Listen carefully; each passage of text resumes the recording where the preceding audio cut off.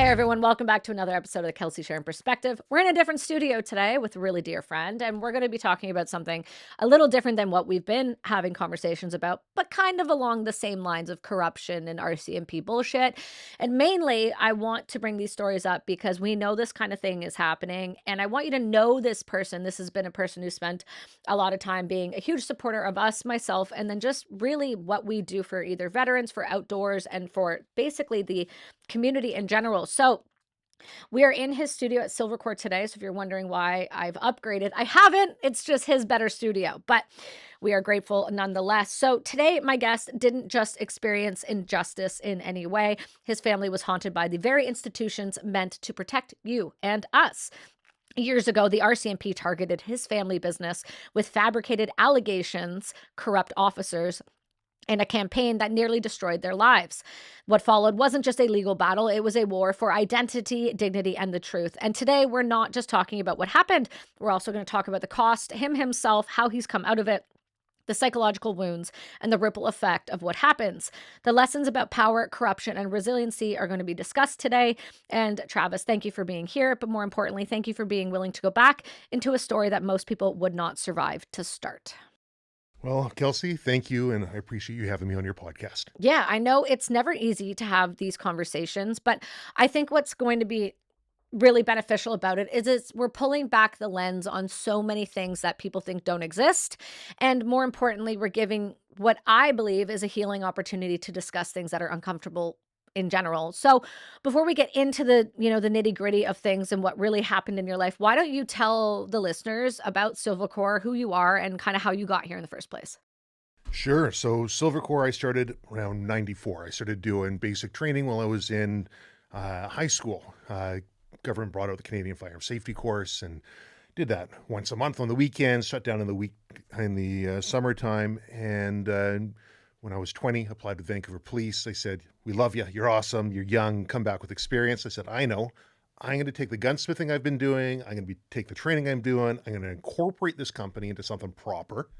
And I'm going to run the business, fail, because, businesses fail. Yeah. And then I'll come back with that life experience. And maybe they'll have me as a cop." I didn't fail, though, because I'm incredibly stubborn and pig-headed. And I just kept pushing through. And I ended up counting Vancouver Police as one of my clients, and a number of other police agencies, sheriffs, and Abbotsford Corrections, and work with border services, and it just expanded further and further. So that's a little bit into me and my background, and gives probably enough flavor to get this one rolling. Yeah, so what got you into guns in general? Because that's a topic for a lot of Canadians. And I mean, the listener base has shifted so dramatically. We're very American, but we are getting a lot of new Canadian listeners, which has been really interesting to see. And it's kind of waking up people up to the idea that guns aren't all bad and they're not all they're not all a disaster. Although we do have a rampant gun problem with illegal individuals in Canada. I've posted about it several times. And so guns aren't the issue, it's who has them that is the problem. Right. So I'd probably rephrase that as a rampant crime problem. I mean, you can phrase it however you want. I think it's worse than that, but we'll go with that. Sure. Yeah, it's always scratched my head a little bit, right? There's a rampant gun problem. Well, there's a problem and people are using guns. Exactly. Well, if they didn't have guns, would we have a rampant knife problem? Would we have a rampant vehicle rental going through crowds problem? And the answer is yes. If you take a look at the UK statistically, when you don't have guns, they will use whatever's next, to the point where then you have actors going on talking about how we should dull the edges of knives, because it was Idris Elba said that on a talk after the spike in knife violence in the UK. He said Amazon should be selling knives with a blunted edge now, as if that's going to solve the problem.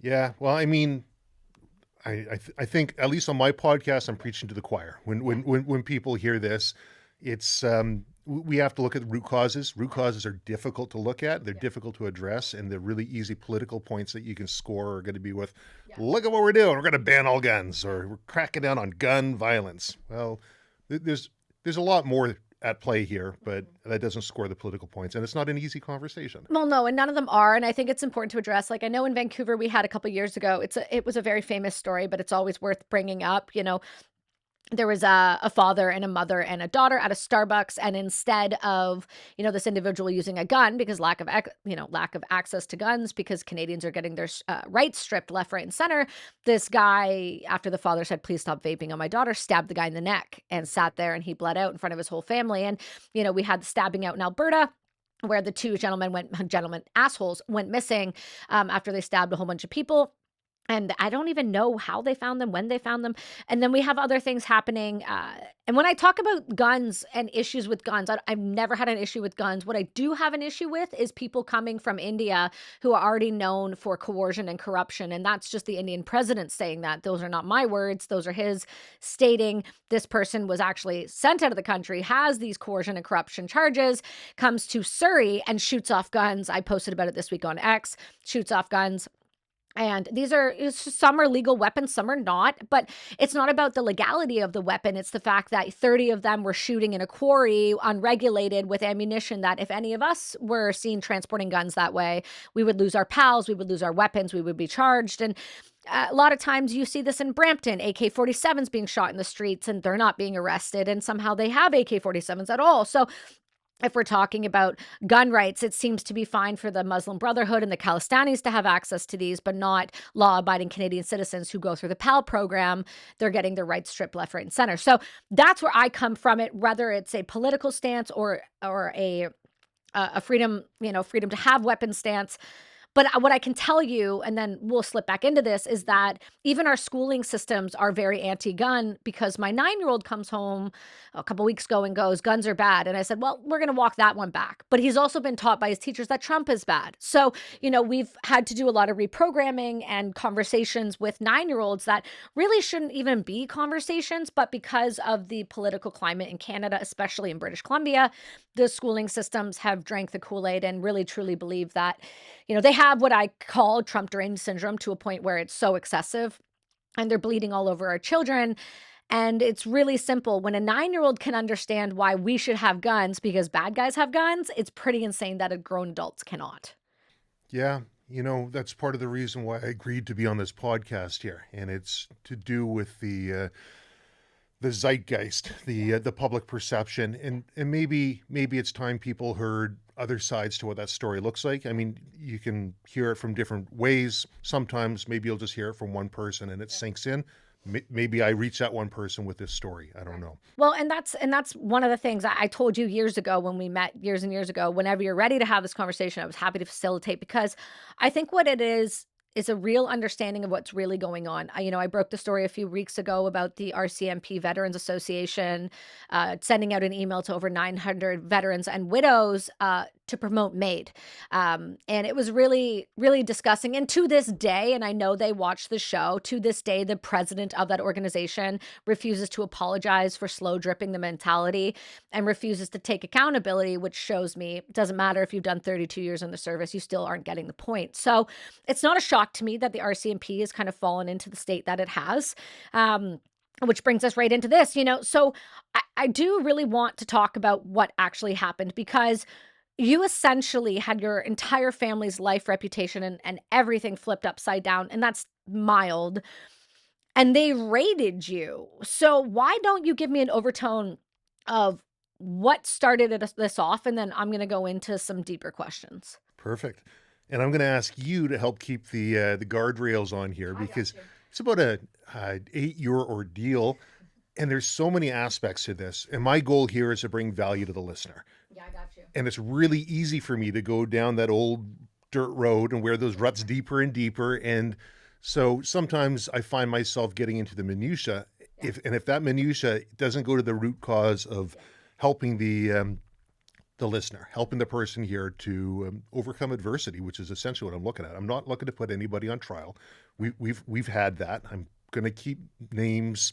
I mean, people get they're very public, and we actually, Ben will put in links and also screenshots of stuff. So these are we're not we have a full production that goes into making sure that we are very clear, because people need to be held accountable. So that is my job. Right. And I think my story is one of what happens when power goes unchallenged. Yeah. And I'm hopefully somebody listening to this can say, well, maybe as an individual, I have the power to be able to stand up and challenge that. And glean something from what I was put through. Right. So then let's just go from before that whole raid even had happened. What did life look like for your family, and what was normal before it all collapsed? Normal, I was the golden child when it came down to relationships with the RCMP firearms program. The chief firearms officer at the time was inviting me over, giving me intel, saying and not intel in a way that puts one person against somebody else, but in a way that when I look at the Americans and how they operate, America's open for business.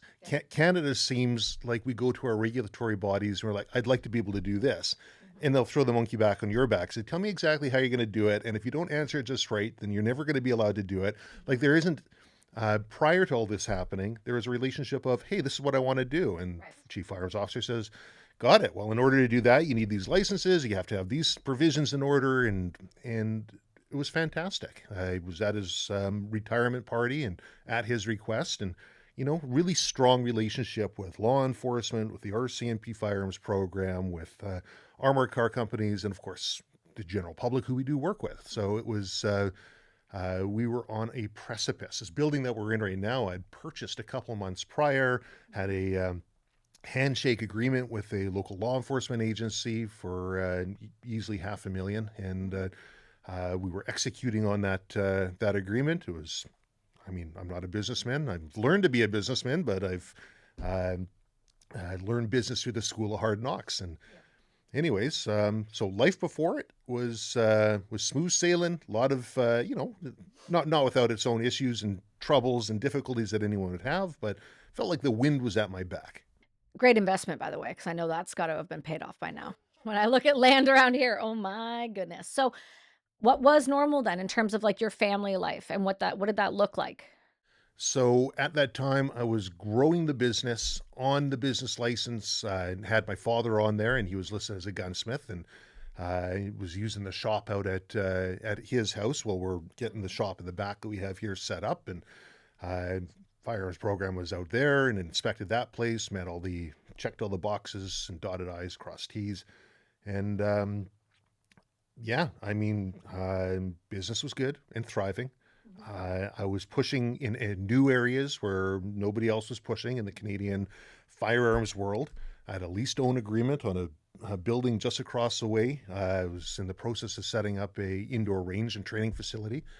That was going to be quite the large endeavor. And I had the building right beside us, which is all gated and full standalone building. I had and aspirations of purchasing that one, talks with them, and it was looking good. So I guess that gives a little bit of a thumbnail of what my mindset was like and where things were at. What year was this? So that would have been in 2008. Okay, so 2008, this you're in the building phase, things are going well, average normal life, building business, cooperative with the police, never had any sort of background issues. Nah. Yeah, okay. So No, so yeah, end of 2007 is when I purchased this place. Okay. And so it was just, everything was just falling into place. And right. So when the police first arrived with the RCMP, what was the moment you knew something was wrong? All right. So how do I tell this without getting too far in the weeds? So you go ahead. give me a smack on the back of the head if the needle's stuck on the record. No, I got you. So what happens? How does this happen? You at home? You were here? Yeah, I was driving from home to here. Okay. I get a phone call from my receptionist. She says, Trav, and she sounds nervous. Yeah, I'd be nervous too. The ERT team rolls up at my building. Right. She says, Trav, the police are here. I'm like, oh, okay. Yeah. Yeah, they're always here. We work with them. Okay, yeah. Oh, they have a warrant, she says. Like, okay, well, get a copy of the warrant and show them around and let them know just whatever they need. So in my head, what I'm thinking is, I'm doing work with Vancouver Police at the time, and we're taking all of their old firearms in and we're fixing them up because they're transitioning to a new platform. They're going from Beretta to SEG and pinning all of their mags so that they're going to be Canadian compliant for the general public and selling all of their stuff. So perfectly legal, permissible, but maybe one of the guns that we got from them was used in some like a shooting or something. Yeah. They need it for an investigation. They need chain of custody. So they come here and they got to go through the process. That's where my head's at. And she said, well, they got a warrant. I said, yeah, show them around. She says, well, I just mentioned that to you, and they said they want to wait until you get here. How long are you going to be? I'm like, well, I'm like 10 minutes away. I'll see you, right? So in I come, and I got my vehicle. I got a trailer in tow behind it. I'm like, why is the block cordoned off, right? And so I drive around this.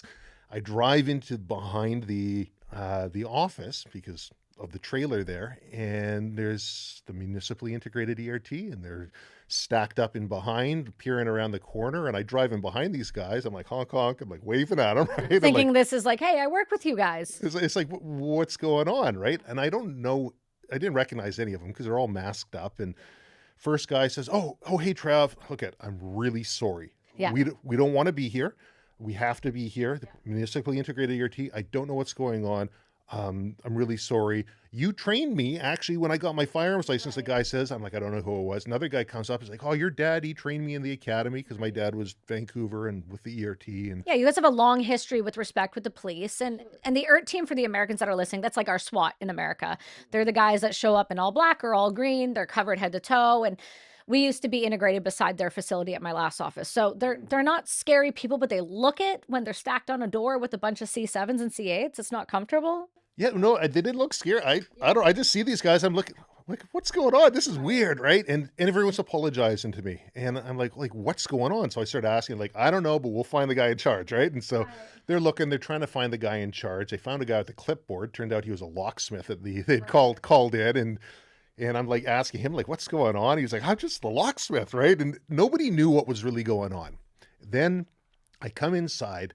And there's one guy quickly comes in and takes the lead. He comes on up and he rather gruff, Travis, I'm here, blah, blah, blah. Yeah. Your mother, your father, and your two brothers, they're in jail. They're in the Surrey pretrials. They're locked up. We need you to show us to your place here. And we want to see if there's anything you can tell us or help us out with so that you can help them get out of jail. So first off, has any of your family ever been arrested? No. Okay. Have you ever been arrested? No. So what does your body do? Because there's a psychological, this is what bothers me outside of the obvious. The psychological torment that happens to someone when you find out your entire family has been arrested and you have no clue why. No one's giving you any reason. And now they're trying to ask you, here, we need you. They're doing can you help us help them? Mm-hmm. Yeah, I don't like that. So I've done enough courses through the Justice Institute. I've been invited on courses with local police agencies for read, interview, and interrogation you know what's coming next. I'm not an expert in everything, but I have an idea. I have an idea of the human behavior. I've got an idea of what's going on. And this guy's giving off the no vibe, right? Yeah. And he's asking for my ID. He's taking stuff down. And I said, like, what's going on? Like, am I under arrest here? And he said, well, we don't know yet. Let's take a look around. I'm like, okay, that's weird. Okay, but like, what do you mean you don't know yet? You know why you're here, so can you not communicate? Do I need a lawyer? Like, well, I said, and what are you doing here? What's going on? And he says, well, it's an evolving situation. We don't have all the information, but we need, so very evasive on where he's going. So when you say, how am I feeling? I don't know. I'm not the best at articulating how I'm feeling. Okay, so let's try this. Did you have that moment where everything slowed down and did you have one of those where everything kind of got a little quiet and slowed down? Did your heart rate kick up? Could you feel it in your chest? I get very analytical. Okay, yeah. And so what I tend to do, and yes, so I've got ADHD, things go a mile a minute anyways. Yeah. What that can do for me is it can cause things to seem like they're going very fast as they're coming in, but it's like a slow motion video. Right, yeah, fight or flight kicks on. Sure. So what I start doing is I start taking mental descriptions, names, people, locations, what's going on, and I just start stacking into the filing cabinet, as much as I can, while still trying to be smart enough to be able to answer questions and do what I can do. So I start taking them through the office. I've got this warrant, and he comes up and he says, oh, okay, that's illegal right there. And he points out I had some gas launchers that I'd purchased from the Vancouver police. What's illegal about that? And I said, what's illegal about that? Oh, you can't have them. They're prohibited devices. They're illegal. I said, well, I think these are 37 mil. Are you thinking the 40 mils? Yeah, because these aren't the same. No, this is different, right? And okay, maybe that's not. And then he points something else. I forget what the next one was. Oh, that's illegal. You can't have So that. they were looking for any reason to arrest you on the spot. Totally. So after the third time of him saying that's illegal, I'm like, okay, I see what's happening here. I'm just going to shut up. All right. I'm going to keep my mouth shut. And so they're going through the office, upstairs, downstairs, and so, oh, we're going to have to seize everything out of here. Okay. And they ask one of the officers there, says, oh, can you transport him over to Surrey to talk to the lead investigator? So were you officially under arrest then? And I said, am I under arrest? He said, oh, we're just transporting you. No. I know. And so I said, the second you lay hands, you're under arrest. Right? And the guy's like, well, I guess I have to search you. Like, there's an argument. The guy's like, I don't want to take him. I don't want to transfer him. And this is a Delta officer. And the other individual who was doing this was with the Surrey RCMP. Delta officer says, I don't want to do it. Because he knows what he's doing is illegal. Right. And I felt kind of bad actually for this guy afterwards, because technically now he is the arresting officer.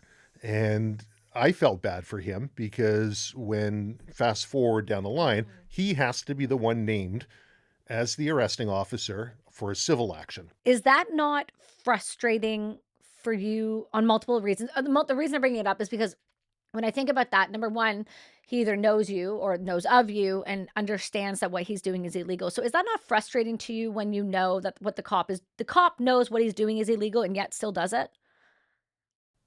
Oh, very frustrating. Like ADHD, what comes with that is a high sense of right and wrong, of black and white, of justice, right? Like you want to do things right. You know what's right, what's wrong, what's black and white.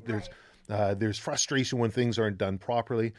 Being 6'6", shaved head, beard, like I've grown up my life being the fellow who is treated differently. So I understand how I understand that frustration. I understand that I can understand that individuals can do some really rogue things. Yeah, you're a big guy. Right.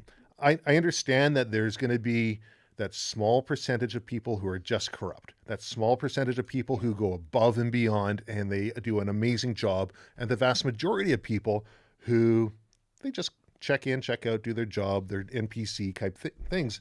What I didn't understand, and I had the hardest time coming to grips, was the amount that the establishment would circle their wagons to protect these other people who they know are wrong, in order to try and not have their name tarnished in the process. Didn't work, by the way. No, obviously not. That's why we're here. Right. But so anyways, poor guy, arresting officer, technically, pats me down, checks me over, and puts me in the back of the police vehicle. Does he read you your rights? No. So I'm in the back of the vehicle and I'm like, I got my phone there. He's like, do I have to put the bracelets on you? I'm like, you do what you got to do. Right. And anyways, so I'm got my phone. I'm making phone calls. I'm calling up people I know. I'm like, do you know any lawyers? They're like, well, I know business lawyers, right? Like if you want to incorporate your company, if you're looking for a trademark lawyer, I'm like, I don't know these. So I'm just like, look, I don't know anybody. And can you help me find somebody? Right.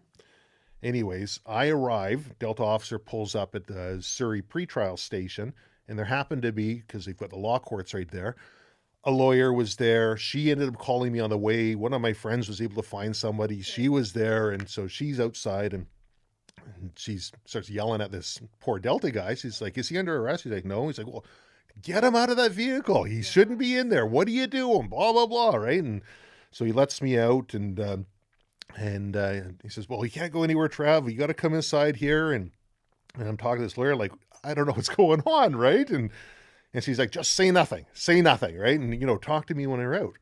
And anyways, I meet up with the lead investigator. Lead investigator informs me he just had the file put on his lap. The current lead investigator was pulled.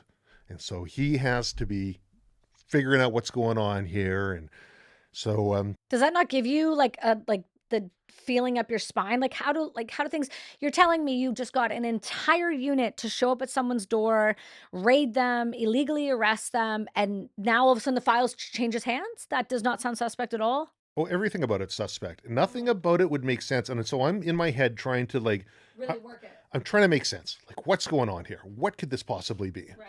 And anyways, I said, well, can I use a washroom? I go into the washroom, and then a second later, lead comes in. He's like, well, I guess I should stay with you because you're technically under arrest now. Okay, well then you better read me my rights because this is. I'm like, okay. So he comes in and he says, okay, you're under arrest because illegal firearms. I'm like, and this time I'm just keeping my mouth shut, right? Yeah. And okay, so I'm going to just say nothing. Got it. This happened May 16th, 2008, which was a Friday in the afternoon. It's a long weekend. I'm told afterwards that there was no coincidence planning this on the long weekend because most lawyers are going to be out of town. There's a rodeo, Cloverdale rodeo's on. So we got all the yahoos, all the drunkos in the jail cells down below. And anyways, so officer books me in. They take me in. They print me up pictures and put me through the process, and they put me into the pretrial holding cells. Holding cells, you got a little toilet in there, stainless steel toilet, a little concrete ledge that you're supposed to sleep on, a thin little mat inside there, and they will slide you food underneath a slot in the door, and food's terrible. I would expect so. Food's terrible. Anyways, some of the people who were working in the holding cells, I'm told, were asked to be excused because they knew me. I had just recently put on a course for all of the RCMP auxiliary, and of course I'm friends with people who work in law enforcement and the auxiliaries, anyways, it was awkward. It was uncomfortable, and here I am being treated like a criminal, and we got to take your belt away from you because it could be a weapon, and I'm like, what have I done to give any indication that I'm a threat, that I'm doing anything wrong? And I'm also told afterwards that what's normal is if people want to go in, if the police go in and they do a raid, they take the people aside, they give them what's called a PTA, or a promise to appear. Yeah. They don't hold up the cells. No. They raid, they do their thing. Like if they go in, they do a grow up and a drug bust. That's what happens. Right. Okay, you got to come into court. Maybe they book, you're out. They don't hold you for 3 days. Yeah. Right? So they go in, and I've got this tiny thin little mat that I'm there to sleep on. And I said, well, could I get another mat? I said, oh no, we're totally full in here, right? And sorry, no more mats. We're totally booked solid. I said, well, my family's in here too, yeah? Could you take my mat and give it to my mom then, right? And so I'm sleeping just on the concrete. So they were good enough, and they did, and they took my mat and gave it to her. And I'm just trying to figure out, like what the hell? Like I forget how old I was at the time, but I'm young. I could sleep on concrete. I could do whatever. Yeah. 30, 29, around there, right? Yeah. So then the process comes of course, interview and interrogation. I've done basic and advanced courses in that, and it's fun. Anyways, watching the guy come in and try and do his interview and interrogation, because as I'm watching him, I'm able to start piecing together what's happening. Because he's giving you information too. That's filling gaps and holes for you just by asking, no? He is. And there's one piece of advice to anybody who's listening to this. If they ever find themselves in a situation like this, the one thing I would do differently, yes, don't talk to the cops with sage advice from the lawyer, right? They say there's a YouTube video with a lawyer and a I think it's a sheriff, and they give an equal time. Yeah, don't talk to the cops, and the lawyer does his thing, and the cop says, I agree completely with what he says, right? However, you can ask them questions, because those questions go on record. That's right. Right? And you can ask questions like, what are you doing here? Why are you doing this? What makes you think that blah, blah, blah? What leads you to believe this? On what information are you acting? Exactly. And you have the possibility of doing the exact same thing in reverse. So what they're trying to do, they're trying to get you to etch your testimony in stone so they can go back at a later date and use that. That would be the one thing that I would have done differently. But I just shut my mouth and I listened, and I just make mental notes. Every single person that I saw, every single name, right? Just put it in my head, what's going on. At one point, the lead investigator, he says, okay, well, I guess you're not talking to me. Tried interviewing in the cell, tries interviewing in the interview room, plays the old tricks of, well, let me turn off this tape recorder here, right? Be my buddy. Right, just between you and me. I'm like, okay, so there's a camera here, there's a recorder here. You can turn off the like, Doesn't mean anything, bud. right. Yeah. Anyways, then we're in the staircase. Okay, there's no cameras inside here. Okay, you can talk to I'm me. wearing a wire though. Right. Right. This is so interesting because these guys seemed like they were trying everything they could to break you and kind of pull this out of you in a way, and you're still not really understanding what's happening. But what was stolen from the office? Like, what was taken? Because you now are left, you have staff still there. Clearly, they wanted you out of there for a reason, and it sounds like they were looking to plant evidence based on what the response is. Oh, that's illegal, that's illegal, that's illegal. You have an answer for everything. It sounds like there was more to that. Well, so I'll get back to the staircase thing, but it's interesting that you say that because my father would later say, out of jail, he says, the officer who was lead at my house when he's going through here, he wanted my guns. I could tell it. I could see it in his eyes. He was looking at these things like he wanted them personally for himself. And I thought that was a really interesting, and of course, he was a beat cop and then a SWAT team, ERT, in charge of that for a bit, sniper with them, detective. So he's got a little bit of experience in that area. I thought, that sounds crazy, but interesting. Anyways, back in the staircase, he says, well, right now we're trying to execute a warrant on your house. We ended up at your P.O. box. Right, because you're not dumb enough to put your home address on your mail. Well, I mean, I've got a mailing address, I've got a home address, I've got my business address. I think what happened was when you have to get a warrant, you have to go to a JJP, Judicial Justice of the Peace, or to a judge, and you have to swear an affidavit and information to obtain an ITO, and you have to give all the reasons why you believe that this is the place that needs to get a warrant for, because it's a major breach of somebody's rights. And what the person did, the fellow who was in my office, who was the affiant on these warrants, what he did was he lied. Because you have to say things like, I happen to know this is Travis's place because I've seen his vehicle, it's registered to him, it's parked out there at night times, and I've seen him coming and going. I've got reason to believe, and you go through all of these different things. Right. He just took the easy route. He didn't do the legwork that's required. Oh yeah, there's his address there. Whoops, they made a mistake. So they show up red-faced and embarrassed at the mailing address, which is a UPS store. The lead investigator says, we're trying to get a warrant on your house. Yeah. If the police show up and your wife is there, she's going to get arrested and put in cells. And I think she was 11 months at the time, May, June, 11-month-old daughter will be put into protective custody. And I'm like, okay.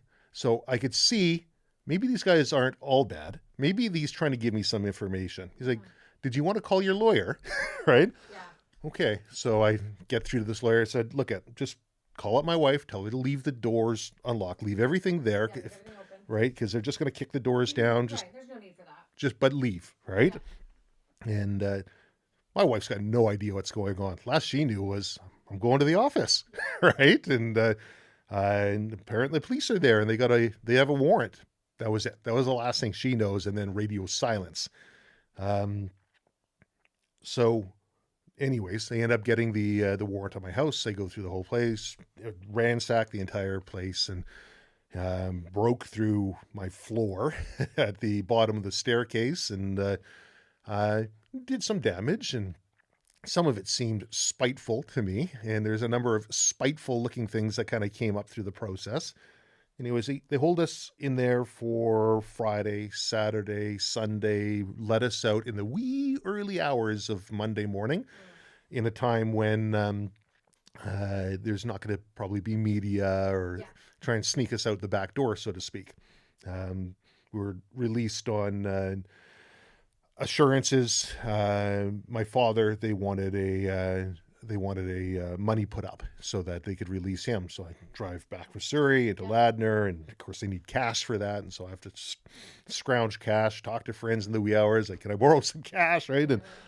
And anyways, and then the first thing I did was I got file folders and a piece of paper. And each file folder, I put a person's name on it that I could remember. And a piece of paper, I start writing down all of the different things that are happening and trying to figure out what's going on. So that takes us to the raids and then the release. Yeah. So after the release, obviously you know something's wrong. You sit down with a lawyer, and what was her best guess? So new lawyer comes in, and then I'm uber paranoid. Like, I haven't seen you before. Right. Like, I'm not talking. This new lawyer was at the police station. I'm like, you just another person like pumping me for information, right? Yeah, that doesn't look good. Anyways, each one of us had to get different lawyers. Okay. Oh, so you couldn't be represented by the same one for the whole family. Right. Oh, that's expensive. Right. So each one of us has different lawyers, and lawyers come in and they're like, this is really crazy. They haven't shown us anything that's wrong. They haven't provided anything. Like, let's lawyer response. Let's just wait. Let's ask them. Like, what's the RTCC, the report to Crown Counsel, going to say? And then we'll know what we're dealing with here, right? Okay. So then we have to wait for this RTCC to come out. We get access to the ITO and the RTCC, and I look through these things. And I'm like, holy crow, I look like a terrorist, right? What did they put in it? Well, they would talk about, he had a rocket launcher. Excuse me? Well, I don't have a rocket First launcher. off, we don't call them rocket launchers, you losers. Let's try again. Yeah, he says, he got a rocket launcher. No, I've got a potato gun, right? A spud gun. So they counted a spud gun as an RPG. Right. Cool. He says he's got information on how to make a bazooka. So does Google. Right. I got a book here, and it shows you how to make a tennis ball bazooka. Well, because you right? have great old stuff here. Like, you have great memorabilia stuff. You've got old books here. You better believe it. They said over 200 firearms. All of them are illegal. I'm a firearms teacher. What are you talking about, right? So we've got personal licenses and we've got business licenses, right? I'm licensed to have full auto, suppressed silencers, high capacity, you name it. Well, because you're training the RCMP, you're training the federal police department and the SWAT units. So you need to have these tools. We've got full licensing, full authority, and then you've got business regulations, storage, transport, display, individual regulations, storage, transport, display. We exceed all of them. But my question to you is, how the hell did they know the books you had and the things you had? Well, they got those afterwards. Oh, so they put those down. I was going to say, because was somebody in here looking and then going reporting? So that's an interesting question. So remember, this is where I have difficulty telling this story, because this is 8 years, and there is a process of me understanding and trying to figure out like what's going on. Why is this happening?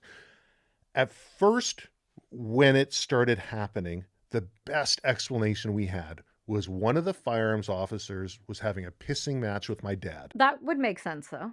Right. It was that he was upset with my dad, and they were going back and forth about something. My dad would buy and sell guns. He's been doing it his whole life. He goes to the historical arms collectors, member of them, director of them, selling old antique guns at a gun show. Yeah, he's in the industry.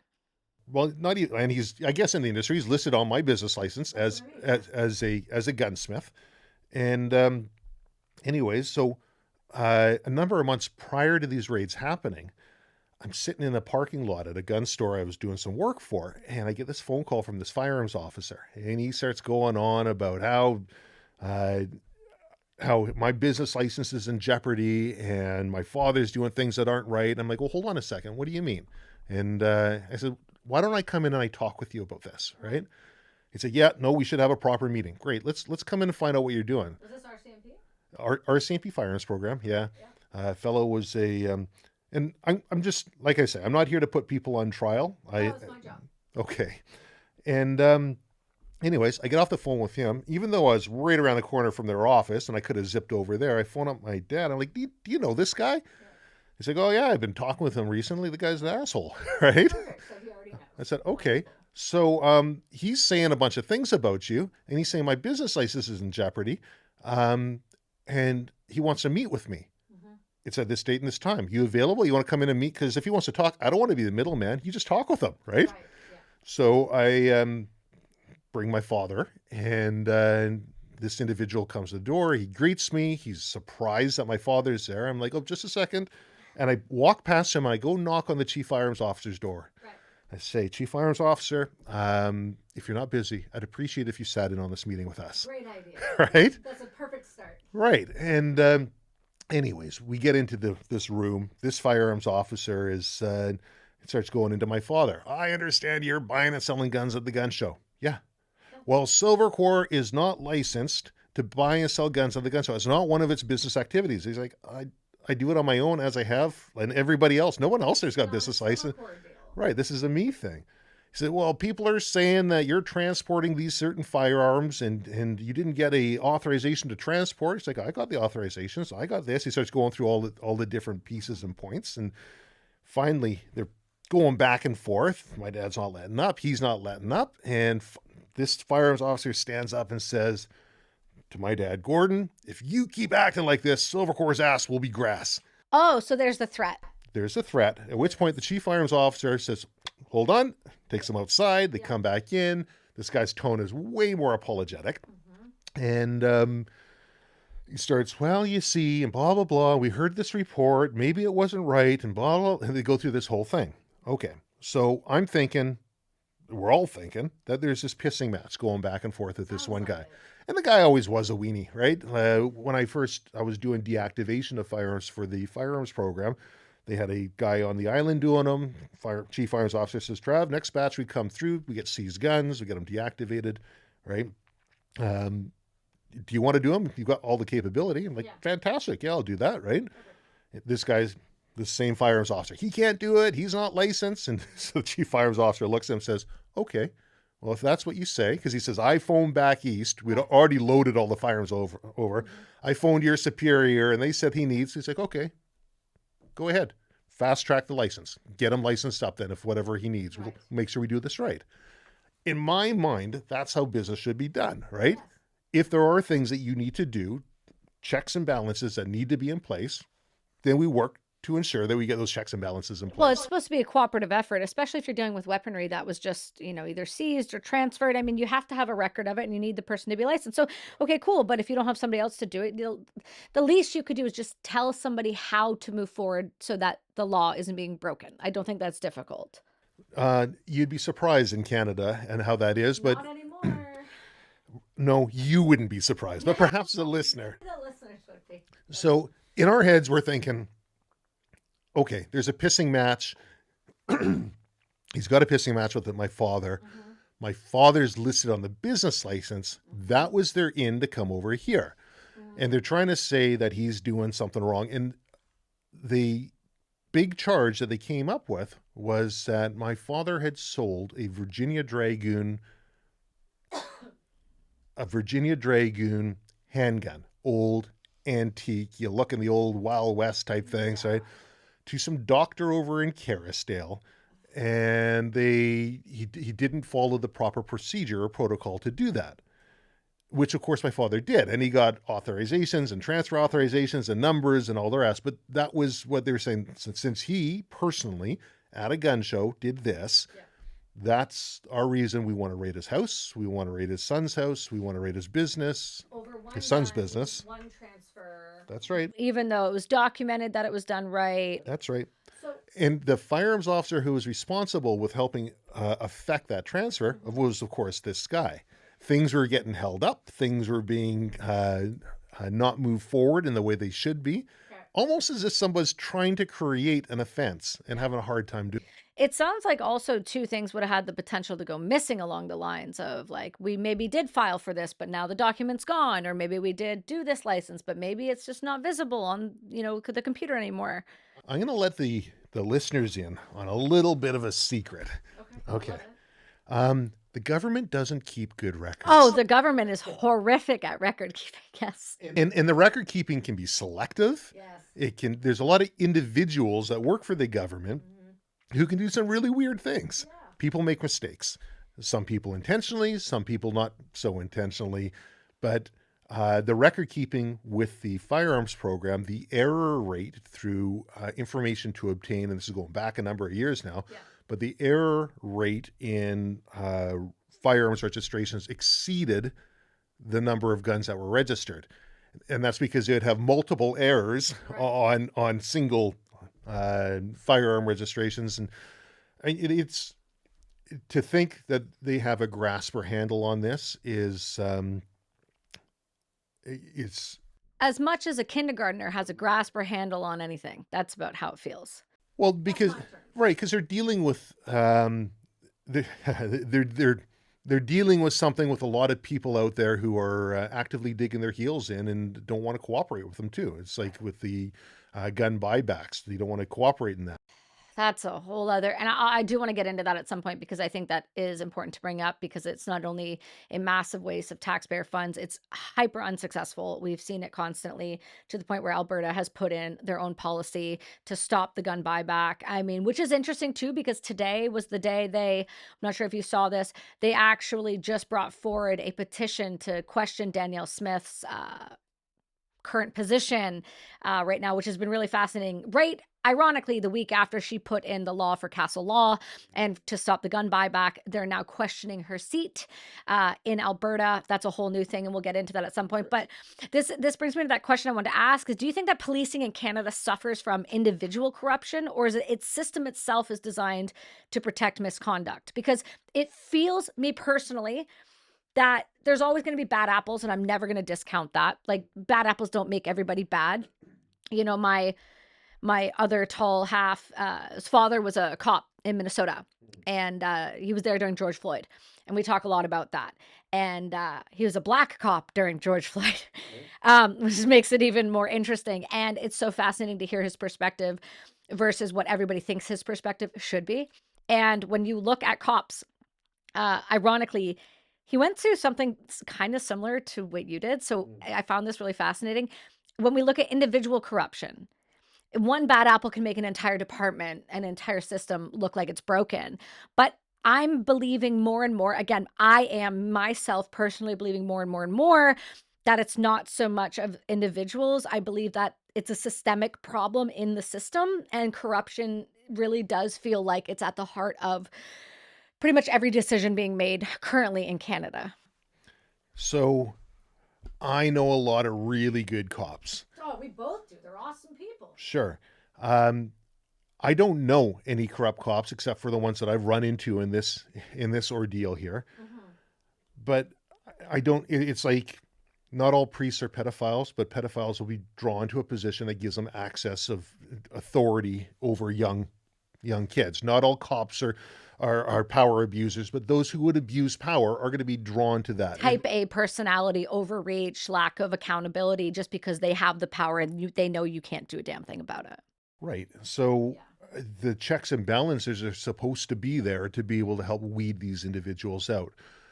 Now, I don't think the system wants to be looked at as a place of harboring corrupt individuals. And what the correct process would be, okay, we've put this person on leave.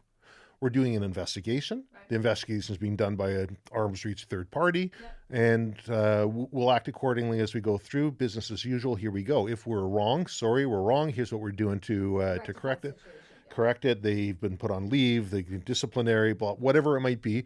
But that's a very, very simple process. And unfortunately, and I find with municipal police departments, you find a higher level of faster reaction to these sort of things and be able to protect their integrity in a way that's different from the RCMP. The RCMP is a very large corporate, right?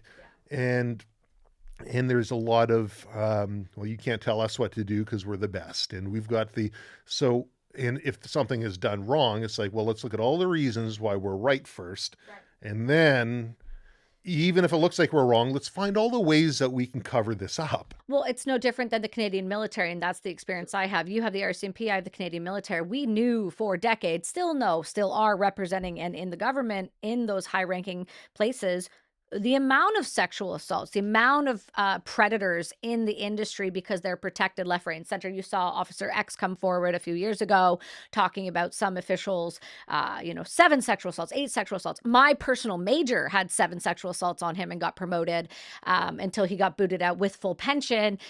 Colonel Russell Williams, was a serial killer, he got caught finally after running the Air Force for multiple years, killing a girl from my high school, killing a master corporal, running her funeral. It's not that these places are designed for corruption, but like you said, they bring in a type of person that they believe they're above the law. And when they come in, we do see that. And furthermore, like, I will push on the RCMP personally. This is nothing to do with you. After interviewing Katarina Schultz and talking a lot about 1% of the ports being checked in Vancouver for incoming and outcoming imports, knowing that not a single one of our rails are checked. Those are all falling under federal regulation. We now have had Sinaloa cartel members out in Langley, out in Abbotsford, down in Vancouver. They just had a bust this week. They're finding, full-on C6, C7, C8s, C9s out there. And these are all Sinaloa cartel members who I'm sorry, I don't care what anybody says, you do not get away with. You do not, you're not able to move the way they're moving through those borders if you are not working alongside or have somebody on the inside, either feeding intel willingly or unwillingly, because threats are very real from the cartel in Canada, even though people think the cartel's not up here. They're heavily involved in Vancouver, especially the Sinaloa cartel specifically. And when the own RCMP, head of the RCMP, isn't even aware of the amount of crime units in the country, it's hard pressed for me to believe that there aren't other individuals, and this is maybe more a nihilistic perspective, but there aren't other individuals who are hyper involved in this and just haven't been found out yet. I do believe there's more corruption than has been uncovered. And I do believe that not only will they not be uncovered, they'll have minimal consequences, even if they are, just due to the people in power above them. Yeah. That's where it feels like right now. Yeah. Yeah. And there's a process of accountability that us as individuals can help hold people to. Exactly. And I think talking about these things and making them known to the public, and again, it's not to bash them. Like I said, I have like 3 neighbors who are RCMP, one's national defense. Like, I have a lot of people who are hyper involved in these federations, and we sit down and have these conversations privately all the time. They're like, oh yeah, so-and-so, ooh, I don't know about that one over there, that's an interesting, all of a sudden that person has a lot of nice fancy cars and all of a sudden a brand new house. And it's like, the conversation with Katarina was this, it's like, do you think corruption is just like baked in? And one of the things she said is, they'll threaten your family, whether you want to do it or not. They're going to threaten your family and they're going to find your pressure points. And if you're dealing with the cartel, they know where your kids go to school. They know where your grandma shops. Like, these aren't small things, but when you're working within the RCMP and you're being threatened by the police, we're having a very different conversation. And I think one of the things I personally find an issue with the RCMP, again, these are my viewpoints, is that just like the current government, we are hiring people and putting people in power who are not from this country, who have a very, very different value set, who have a very different belief system around what is defined as corruption and what is defined as an acceptable line to cross. And that does feel like it's starting to influence policing systems, especially if you, let's say, live in Surrey and you are of the same descent of that individual who was caught with an AK-47 versus, I don't know, a veteran who was caught with an AK-47. Yeah. Personal beliefs, not yours, mine. I'm very clear to say these are my personal beliefs. So I want to ask this because I know that you're always very careful to not, blanket brush people. I love to blanket brush people. It's easy. It's very easy for me to be angry and to want to blanket brush, especially when I see all of the effort and work that was put in by the institution, by the RCMP to try and cover this up, and not just cover it up, but to try and extradite themselves. Right. So and this is where the story gets difficult to tell while keeping it linear here. That's okay. People are smart. They can jump. Okay, fair enough. So when we learn afterwards that this firearms officer tried to get a raid happening sooner. Right. And he called in to the police station and they sent over a general duty member, apparently, sent over this one officer. This officer goes over, takes a report. And this officer's not a good guy. This officer, he ends up getting charged and convicted later on. Right. But he's also really lazy, and he doesn't do anything with the file. And so this firearms officer then, getting frustrated from what it looks like, calls up his buddy, the guy who he helped get on the police department, who used to mow his lawns for him when he was younger. Right. And he says, can you spearhead this thing through for me? Right? We got to get something going. His buddy goes in gangbusters, which is why the information to obtain was written the way it was. Because he's like, the other guy's not doing anything. I'm going to go on gangbusters. We're going to make this thing happen. And this is happening in a time when there is, let's go back to that word you used at the beginning, a lot of gun violence in Surrey. The media was reporting on another gang shooting and another gang shooting and another person hit over here and innocent people getting injured and drive-by shootings. Like, it was happening on a weekly basis. And so when this guy comes in, if you want to tell somebody, if I tell you that this wall over here is blue, and you're like, yeah, okay, sure, I got it. If I say, no, this wall over here is red, you're like, yeah, I don't believe you. No, I got to tell you why. And you're going to go and you sell your lie. People who lie will sell their lie because they want it to be believed. If you didn't believe me the first time, okay, maybe you look at it differently. I don't really care. I don't need to sell it. Maybe you're colorblind. Right, sure. So this officer sold it. And he was doing his best to sell it to the point where the head of the RCMP's E division interjected himself on the command triangle because, hey, this is going to look good. Let's rally the troops. Look at all this media. What are the cops doing about all this gun violence? Here we go. We got somebody. And they're Canadian. And they're not trafficking. They're just a disaster. Right. And you know what? They're not going to shoot back at us. This is going to be easy. This isn't gang violence, friend. This isn't the cartel. This is a Canadian guy who pays Canadian taxes, who ironically knows the system, worked within the RCMP, knows all the loopholes. Yeah. So there we are. Head of RCMP E Division, which means we have different divisions. So British Columbia is called E Division RCMP. So the head of all of BC. He's interjected himself because when this goes through, man, better be involved in this one for the media op. That's right. Man, he should have seen how quickly this guy tried to tiptoe his way back out of that one in week one. And oh, by the way, day one, they're like, I don't think we have what we thought we had. End of week one, they had it in writing. We don't have what we thought we had. But I still spent 2 years fighting against criminal charges that they came up. A list of these guns are all illegal. Which ones? All of them, Crown would say. And our lawyers are like, well, you're going to have to define all of them because that's ridiculous. Say, oh, we'll do that in court, says Crown. Okay. I mean, like this is really odd. Yeah. Like, how are they illegal? Well, they weren't properly stored. Okay, how are they improperly stored? Well, because they aren't. Okay, but that's not you have to have definable terms to go to court for something like this. These are your taxpayer dollars. You got it. So they had all of this stuff set up, and most of it was like either illegal firearms or unsafe storage of firearms was what they ended up going down with. Hey everyone, there was a point when I realized I wasn't burnt out. I was just depleted. Not emotionally, not physically. I was just training and working and thinking constantly, writing for this show, and replacing it all with caffeine and grit. And what changed things for me was fixing the basics. Great hydration, real minerals, and support for my nervous system instead of the constant stimulus.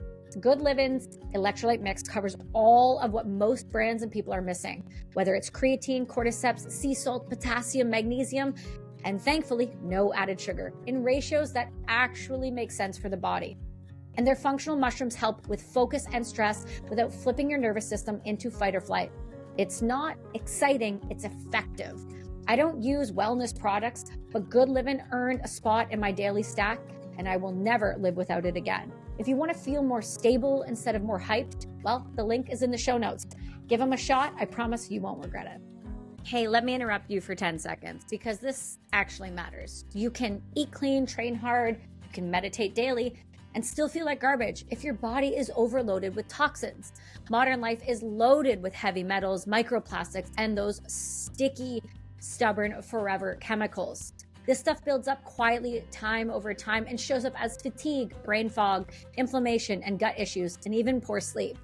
The constant sense of being off, even when you're doing everything right, That's why I want to tell you guys about my new partners, Masterpiece by Human Consciousness Support. Masterpiece isn't some trendy detox gimmick or harsh cleanse. You guys know I do not do those. It's a scientifically formulated detox support made with microscopic organic zeolite, one of the most powerful binders, combined with bioavailable sea plasma minerals. And in plain, simple language, it basically helps your body bind to toxins, move them out safely, and replenish essential minerals inside instead of depleting you. This isn't about masking symptoms anymore or chasing those quick fixes. It's about reducing the toxic load in your body so that your nervous system, your brain, and your energy can actually function the way it's supposed to. People using Masterpiece report clearer thinking, better energy, improved digestion, and noticeably sense of calm internally. This isn't hype. It's not some miracle. It's just real changes that add up over time. So if you guys are serious about your health, which I know you are if you're listening to this show, then go and grab a bottle. And once you grab a bottle, it'll come with an extra one.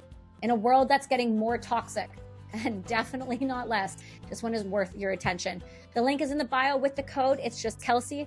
Give it a shot. The Crown prosecutor in here, it was a very interesting approach. Like, he just dug his heels in, blustered like he knew everything was going on, would give minimal information. But I'm told by the lawyers, this Crown prosecutor came back and said, I've done an assessment of your house, Travis, of your business, of your building, your father's house. Here's how much money I think you guys can come up with to fight this. You guys all have separate counsel. Your counsel isn't cheap. Here's how much money would cost. Now, if this goes to court, you know what they say, even 100% court case goes to case, 100% case will go to court, has a 70% chance of success. Because you never know what could happen, or the judge or whatever else. Yeah. So here's how much money I think that you have to fight this. You know, it'd be a lot cheaper. Why don't you just take a plea deal with us? They love the plea deals. Even though they know for a fact, most of them know, you're not actually doing anything wrong, but they just want to be able to get a charge. They want to be able to justify their actions, because if you take a plea deal, then they'll say, and the number of plea deals that kept coming through, and it get dragged on longer and longer because time is on their side. They've got all that money in the world, and the time's on their side.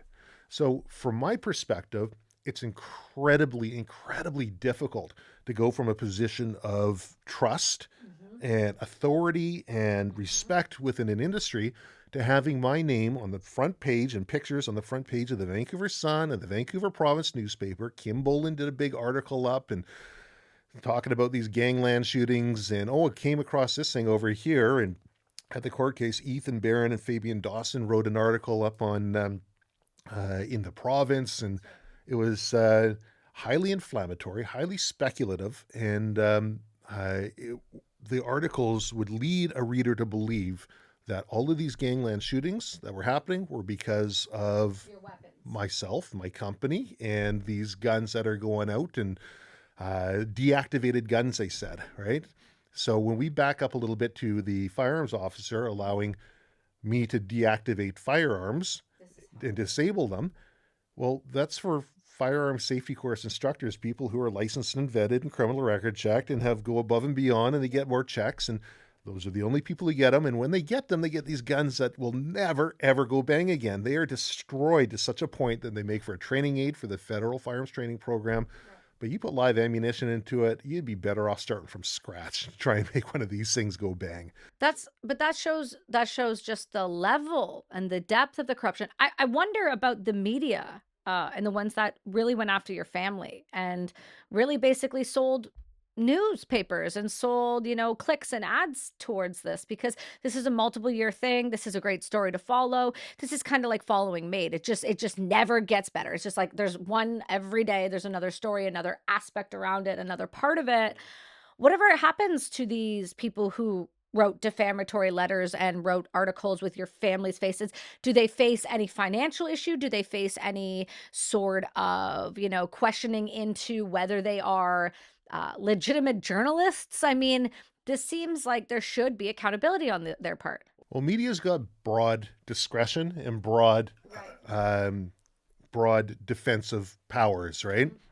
They can't go out What they can do is later on they can put something in small print in one of the A very pages. loving disclaimer. Yeah. Oh, yeah. We mess up. Sorry. Yeah. In which, of course, when the newspaper articles came out, front page, there's all of these handguns with milled out serial numbers. But on the very bottom, it says file photo from like 2004 or something like that. Right. But no one, everyone's going to associate one with the other. Like I've never seen those guns before in my life. I don't know what that's about, but they'll see the article. No one reads those little small prints. No, it's like what they did in COVID where they took photos from like other places of a whole bunch of people dying. And then they were like, this is happening in Italy right now. And then you look and you're like, that photo is from when? And not even from there. And why do they have winter jackets on? Like, I want the listeners to not.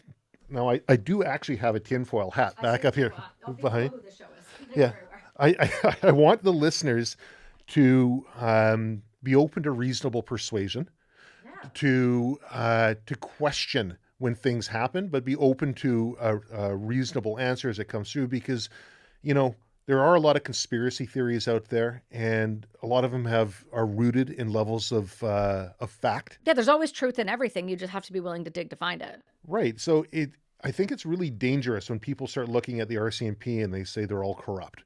No, the media is all bad. Well, no, the media is doing something bad. This police officer is doing something bad. And how I looked at it was, what can I do to hold them accountable? Right. So the media played a very vital role for me as well. They came up now, and it comes back to, how do you hold them accountable? Well, we'll take them to court, people say, right? We'll sue them. Well, again, your 100% case goes to a 70% when the second you walk in that courtroom.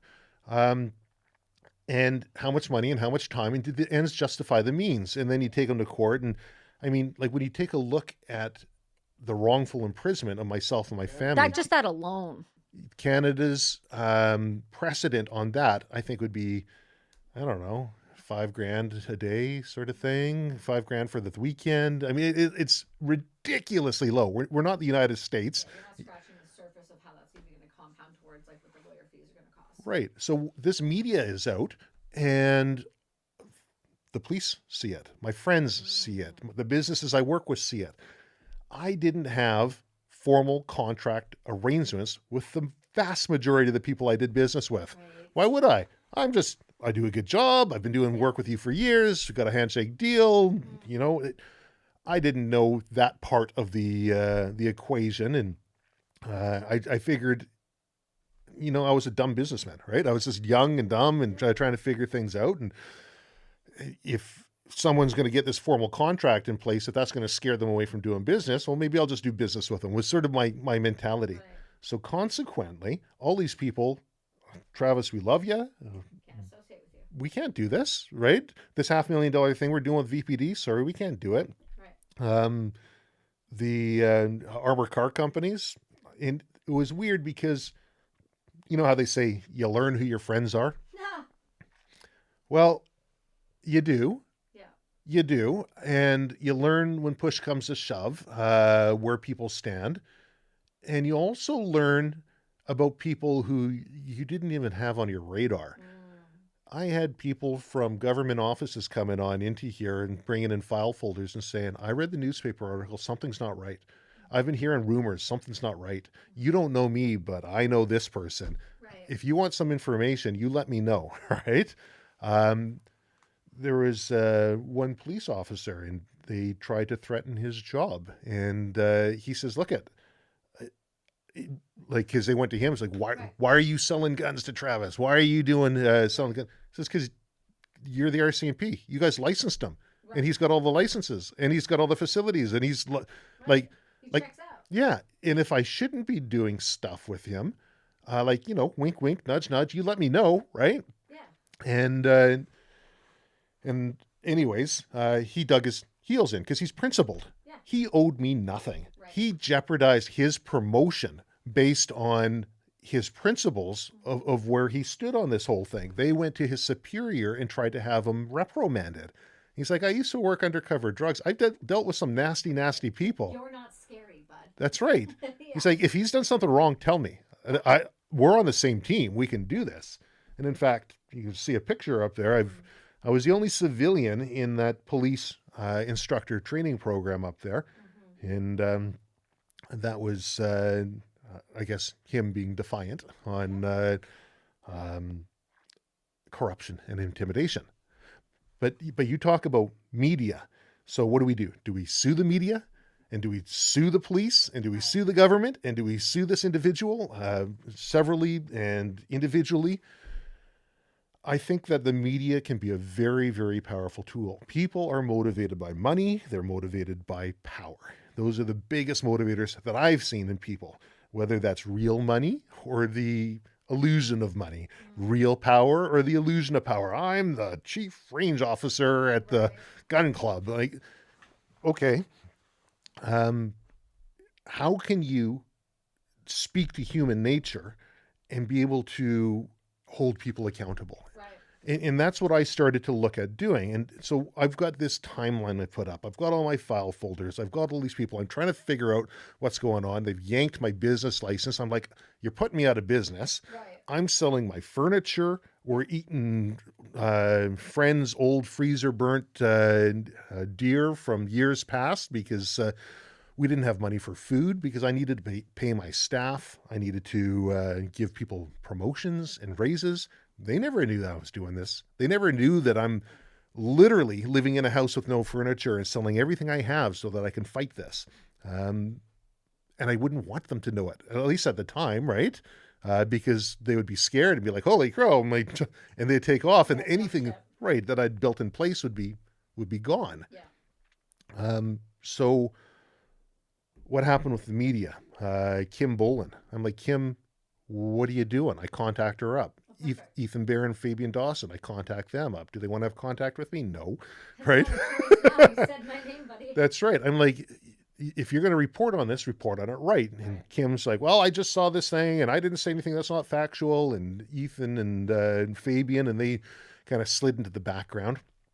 And I'm still operating under this assumption that we're dealing with this weird rogue crown prosecutor who says everything's illegal. I can show you. I can prove it's all not illegal, right? I can You show, can have this. like, it's so damn easy. And I'm telling the lawyers, I'm like, why don't you just show them this? Yeah. And the second they show them this, is like, okay, well, it's something else now, Yeah. right? Like, this Moving is the weird. goalpost. Right. And during this time, there's another fellow, and he owned a company called Sure Shot Tactical gun store out in Coquitlam.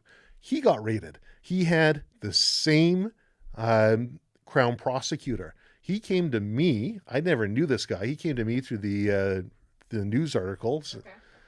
I don't know what's going on. I thought I was doing everything right. They raided my house. They raided my business. They seized all my stuff.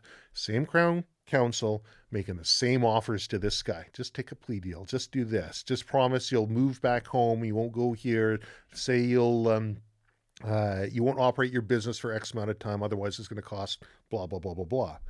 His wife was fighting some serious illness. They were low on funds. He ended up taking the plea deal. I read through, because he provided me all the RTCC, the ITO, everything that they had, and I read through it, and the best that I could make out was that maybe he was a little bit sloppy in something that he did, but he didn't do anything illegal. Like paperwork, just maybe didn't file properly. Right. Or missed something small. On the gun side, in the Canada gun world, and all the rest, he was doing everything fine. Okay. Maybe he didn't import a magazine properly, which he was licensed to be in possession of, which he was licensed to convert into something that has lower capacity, which is something that he'd done in the past. Like, it looked like he did. Maybe he didn't. I don't know. But it sure looked like he didn't do anything wrong, but they held him to the highest extent. He took that plea deal, and when Crown did that thing with me and they said, look at Trav, here's how much money we think you have. Yeah. I said, my wife might not be happy with it, but I will sell my house. I'll sell absolutely everything I have, and I will live in a cardboard box on the street outside your house before I admit to doing something I didn't do. Because that's kind of what they do, though. And I think that's one of the things that's always important to address is that The reality is they feel like they're in a position of power and they feel like, well, you only have X amount. So you'll break at some point, whether you did it or not. And it's crazy to me because they held you to a higher standard than they hold pedophiles to. They held you to a higher standard than they've held terrorists who are in the country currently. They have held, even what's it, Jasmeet Singh is super affiliated allegedly with a lot of different very known terrorists who have been brought into Canada, and he was running in government. So none of these things are a shocker. I mean, for God's sakes, Elizabeth May, I just leaked it this week from a FOIA document, illegally brought somebody into the country, provided an MSP number, and had her mated. So we can't sit there and say that these types of things are not going to happen. They are. It's whether or not the person has the ability or I don't know if it's like autism or what, but maybe the fear is just not there. Like, I don't have that. Like, what can you do? You can put me in jail. We'll write books about it. Like, what, do you understand what I'm saying? Like, I'm not sure if some of us are just so blind to the idea or if our morals are just so rock solid that you can't get away with that kind of stuff anymore. Well, you say they feel like they're in a position of power. I'd argue they are in a position of power. Power cannot be absolute. It is not unfettered. It is fettered by law, and discretionary power, decision power, everything they has, especially for a civil servant or anybody, has very, very clear delineation of what they can and can't do. Until they're caught. And well, I remember I'm sitting here, and this used to be my office before as a podcast studio, and I had a friend of mine. He's retired. He was a advisor for a large rail company and analyst for them, and charge of very, very sharp individual. Anyways, he's talking to me. I'm like, oh, hold on a second. Type away on my keyboard. Here we go. And okay, there we go. Get back to you. And he says, Trev, can I ask you, what was so important that you had to interrupt our conversation and send an email? I said, oh, it's the RCMP again. They're trying to say I'm doing something wrong. I just copied and pasted the applicable Firearms Act, the regulations, let them know I am right and why they have to reinstate these parts of my business license. And they're wrong. I'm right. And I just showed it to him. Well, how's that working for you? He said. I said, well, not really well. He's like, well, would you be open to some coaching on how to deal with a civil servant and how to deal with these different people so that you can achieve what you'd like to see? Right. Because if you just sit there and say, I'm right and you're wrong, well, now we're back into money and power, ego, and right? The ego's involved. Well, I'm going to do whatever I can to say, I'll just stop listening to you. I'll stop responding to you. Exactly. And that's what he said too. He says, like when you send these emails back showing them that they're wrong, do they get back to you right away? Like, no, it's usually a couple of weeks. It's like, why don't you offer them the same courtesy? Well, just start there, right? Said Wednesdays are the days that I get back to the firearms program. If it's urgent, you let me know, and I can see about getting back to you sooner. But I'm a busy guy, so Wednesday will be the day. Wednesday comes up, and I get back to them. Or I say, sorry, can't get back to it this Wednesday. I'll get back to the Wednesday afterwards. But you've got this written communication chain that goes forward. If they want to come in and try and raid again, on what grounds? Right? I'm communicative. I'm letting them know where it is. And now I've just shift that onus onto them. Is this important? Then they're going to have to stand up and say, yes, it's important. You have to do it right now or else. Right. You don't have to jump and say how high. Right. And the second you put them in a position where they say yes, or they say no, or they say or else, they have to wear it. Yeah. Right? I love that. I do it to Strata all the time. Sure. Right? They hate me. I didn't know this process, but it's just a process of holding them accountable. And the verbiage you use and how you comport yourself. And that was one of the big things that I learned about it, because I was very, like, I know I'm right. And here's I'm right. And you'd go forward. We'll come back to the media one afterwards, because I think that's an important piece too. Yeah. I agree with you. I think the media is especially more than ever. It's incredibly important to kind of take a look at them and maybe where they're at, because it's deteriorating very fast and it's very left leaning, and that's just due to funding. So that's, you are always going to protect who funds you and pays your bills. That's just normally how it goes. But I want to move along a little bit, and we will get back to media, but I do want to move along because the individual himself, he's doing time. Okay. So this is not like this just ended and, you walked away from this. I mean, So what happened here? You said there must have been somebody on the inside, or It was had to was there be. somebody on the inside, right? So I'm not a man of great means. How am I going to open up a range? How am I going to open Right. up? So I've talked to a friend of mine. He's a businessman. He raises millions. He's a very smart fellow, Mhm. good friend of mine, and he says, "Well, I'll help you. We'll make this. Here's what a Make it prop. happen. Here's what a proper business license looks like. Let's find some investors, right? Okay. Yeah. Okay, okay, excellent. Well, we had one investor who was really, really keen, and he's like, "Oh yeah, no, I'm in. I'm 100% in. Millions. We'll get this thing going. I'm on board. Share with me all of the information." Mhm. I've also got a firearms officer who says, "Hold on, Travis, any business endeavors you want to do, I'm your guy." This is the same firearms officer. You have to pass all your business ideas through me, right? This was all happening before the raids, right? Okay. And because I'll let you know if it's legal or if it's not legal. This guy was supposed to be the chief firearms officer. I think he was acting chief firearms officer when the other one retired. And that opportunity, from what I'm told, was no longer afforded to him after this and got a bit of an early retirement. But, anyways, turns out our lead investor Yeah. was his good buddy. I didn't know this. It wasn't until this is like year and a half into facing criminal charges and Yeah. back and forth in the court and just like, what's going on? And I'm trying to make heads or tails. And a friend of mine, he is used to be Crown prosecutor and owned a law firm here locally. Okay. And he says, I've dealt with this guy, this firearms officer, when he was a cop locally. He's he's not a good individual. Right. He's a shady guy. There's something in it for him, he says. I would be willing to bet my bottom dollar. I'm like, no, this is a piss and match between him and my dad and blah blah blah. And Yeah. I'm getting all this information, and I was like, I wonder. So I start looking. Sure enough, I didn't find one. I didn't find two. I found three competing business interests that this individual had. One was a consulting company, and he was getting ready to have this consulting company in the firearms world and use all his knowledge as a firearms officer. Um, One was, I forget what it was, something similar. And the third one was a range, which he'd incorporated. And he'd started looking at trademarks and getting everything.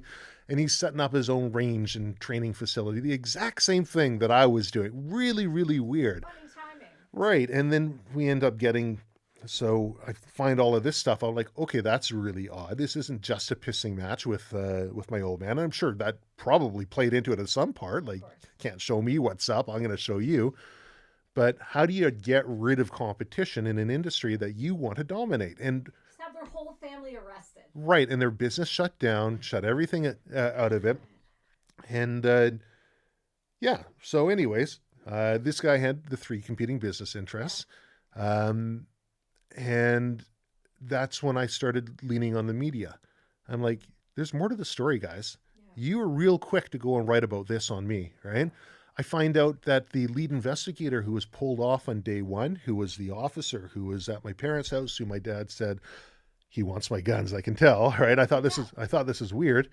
I ended up getting pulled into professional standards at the RCMP, which is their IA, their internal Yeah. yeah, whatever they Internal investigations. Yeah. I don't know. Anyways, the internal investigations, and they're quizzing me about this guy. And they're like, well, did you have this gun? We're looking at this gun. Did you have that one? Right? I'm like, okay, this is really odd. Yeah. I have people feeding me information from private forums in the back end that are outlining illegal activities Mm. that this guy's doing. I had CTV come here, and they're like, okay, I think it was Jonathan Woodward. Um, okay, Trav, you reached out because this stuff is going on here. Yeah.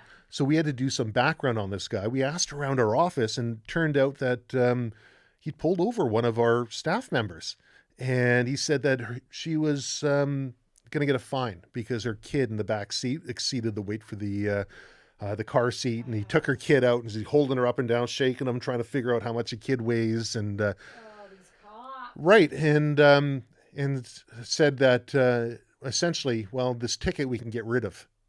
We can get rid of this ticket if we meet up afterwards. So she went in because she wanted to dispute this ticket, And she went in and she was with professional standards. And they said, well, okay, we've been investigating this guy for a while now. Yeah. We've got cameras in his vehicle. Ooh.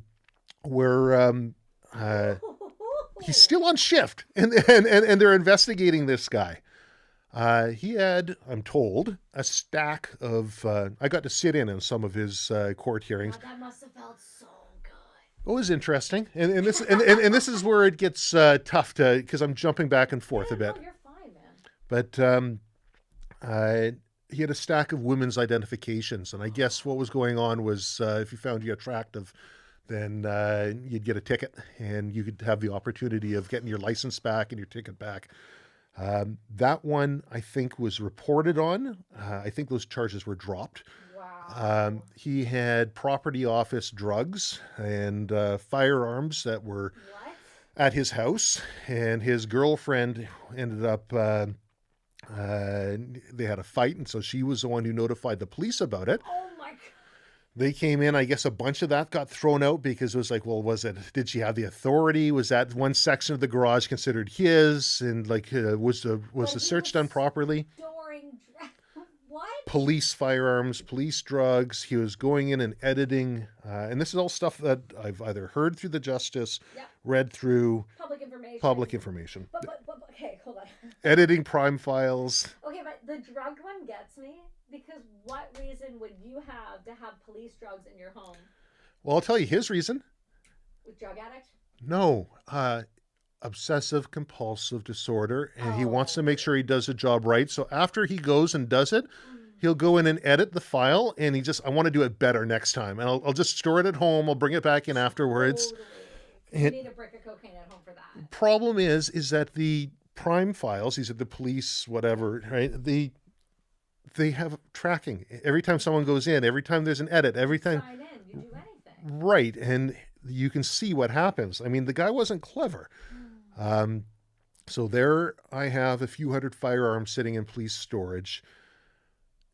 Overflow, they say. They couldn't fit all the guns and stuff in, so they stored it downstairs in this area, all muzzled down in garbage cans. Sorry about the water damage. Like, this wasn't malicious. We weren't trying to do anything. There was a pipe leak up here. They go out. How much damage was done to your inventory? Oh, so much. So much. How much would you ballpark estimate? Oh, I don't know. The quantum is the difficult one for me. Yeah. So liability. Yep. So we haven't finished the criminal side, but if we skip to the civil side, you have two different things. One's going to be liability. Is it on them or not? The second one's going to be quantum. Quantum is, okay, how much? Right. So liability, hey, that was a walk in the park by the time we got there. I believe it. Quantum, they said, well, I think we helped you. You didn't have any contracts, so you can't say you lost any money. The weaponry, though, the damage to things. Well, we gave them all back, right? And I don't know. Yeah, there was some water damage or some stuff. But every year you seem to be doing better at business. Oh, so you're fine. So we don't have to actually pay you back for the damage we've done. In fact, it looks like you're getting contracts done now, and it looks like you're operating more business-like now. I wonder. That wouldn't have happened if we didn't raid you. Oh, yeah. We helped you. Oh, we helped you. We helped you. Oh. That was their position. The stress to your marriage, to your children, to your family, to their health, to the mental health, and the sanctuary trauma towards the RCMP. Total help. So that was their position on the civil side. Okay. The stress, criminal side, I mean, so we spent 2 years fighting trumped up criminal charges. Yeah. Lots of money, lots of time, lots of stress. Who's going to do business with me? Well, you're facing criminal charges and just fighting to try and have business licenses reinstated. Meanwhile, you have people playing intimidation tactics, right? And we had that throughout both criminal and civil. Oh, we'll drive by slowly in a marked vehicle and take pictures, right? We can talk about that one. But so I started putting the pieces of the puzzle together, and I started using the media. So this cop gets himself raided. And I've been in with professional standards. I'm thinking they're going to do something. Yeah. I'm giving them information that's being posted over to me, that's legitimate, verifiable information, and it keeps getting under the carpet. And I read afterwards, because you get to read these things when you go through disclosure processes. oh, we didn't think this was a big thing, and maybe they didn't mean that. And like clearly criminal acts are happening. And Yeah. not just with that one officer. Other officers were involved too that never got touched. Oof. So what did I do? I called up Kim Dolan. I call up Mhm. Fabian Dawson. I call up Ethan Bear and I say, okay, guys, there's been a raid on this guy's house. Yeah, I guess you haven't found out. It's been almost a month now, and they keep shuffling these things under the carpet. Yeah. They're going to shuffle this one under the carpet, Yeah. right? Um, it was Fabian. Okay, fine. Yeah, I'll come to your office. We'll do a little. Sorry, Ethan, not Fabian. Okay. Ethan, I'll come to your office. We'll see if there's a story here. Blah blah blah blah blah. Totally. Right? Let's see.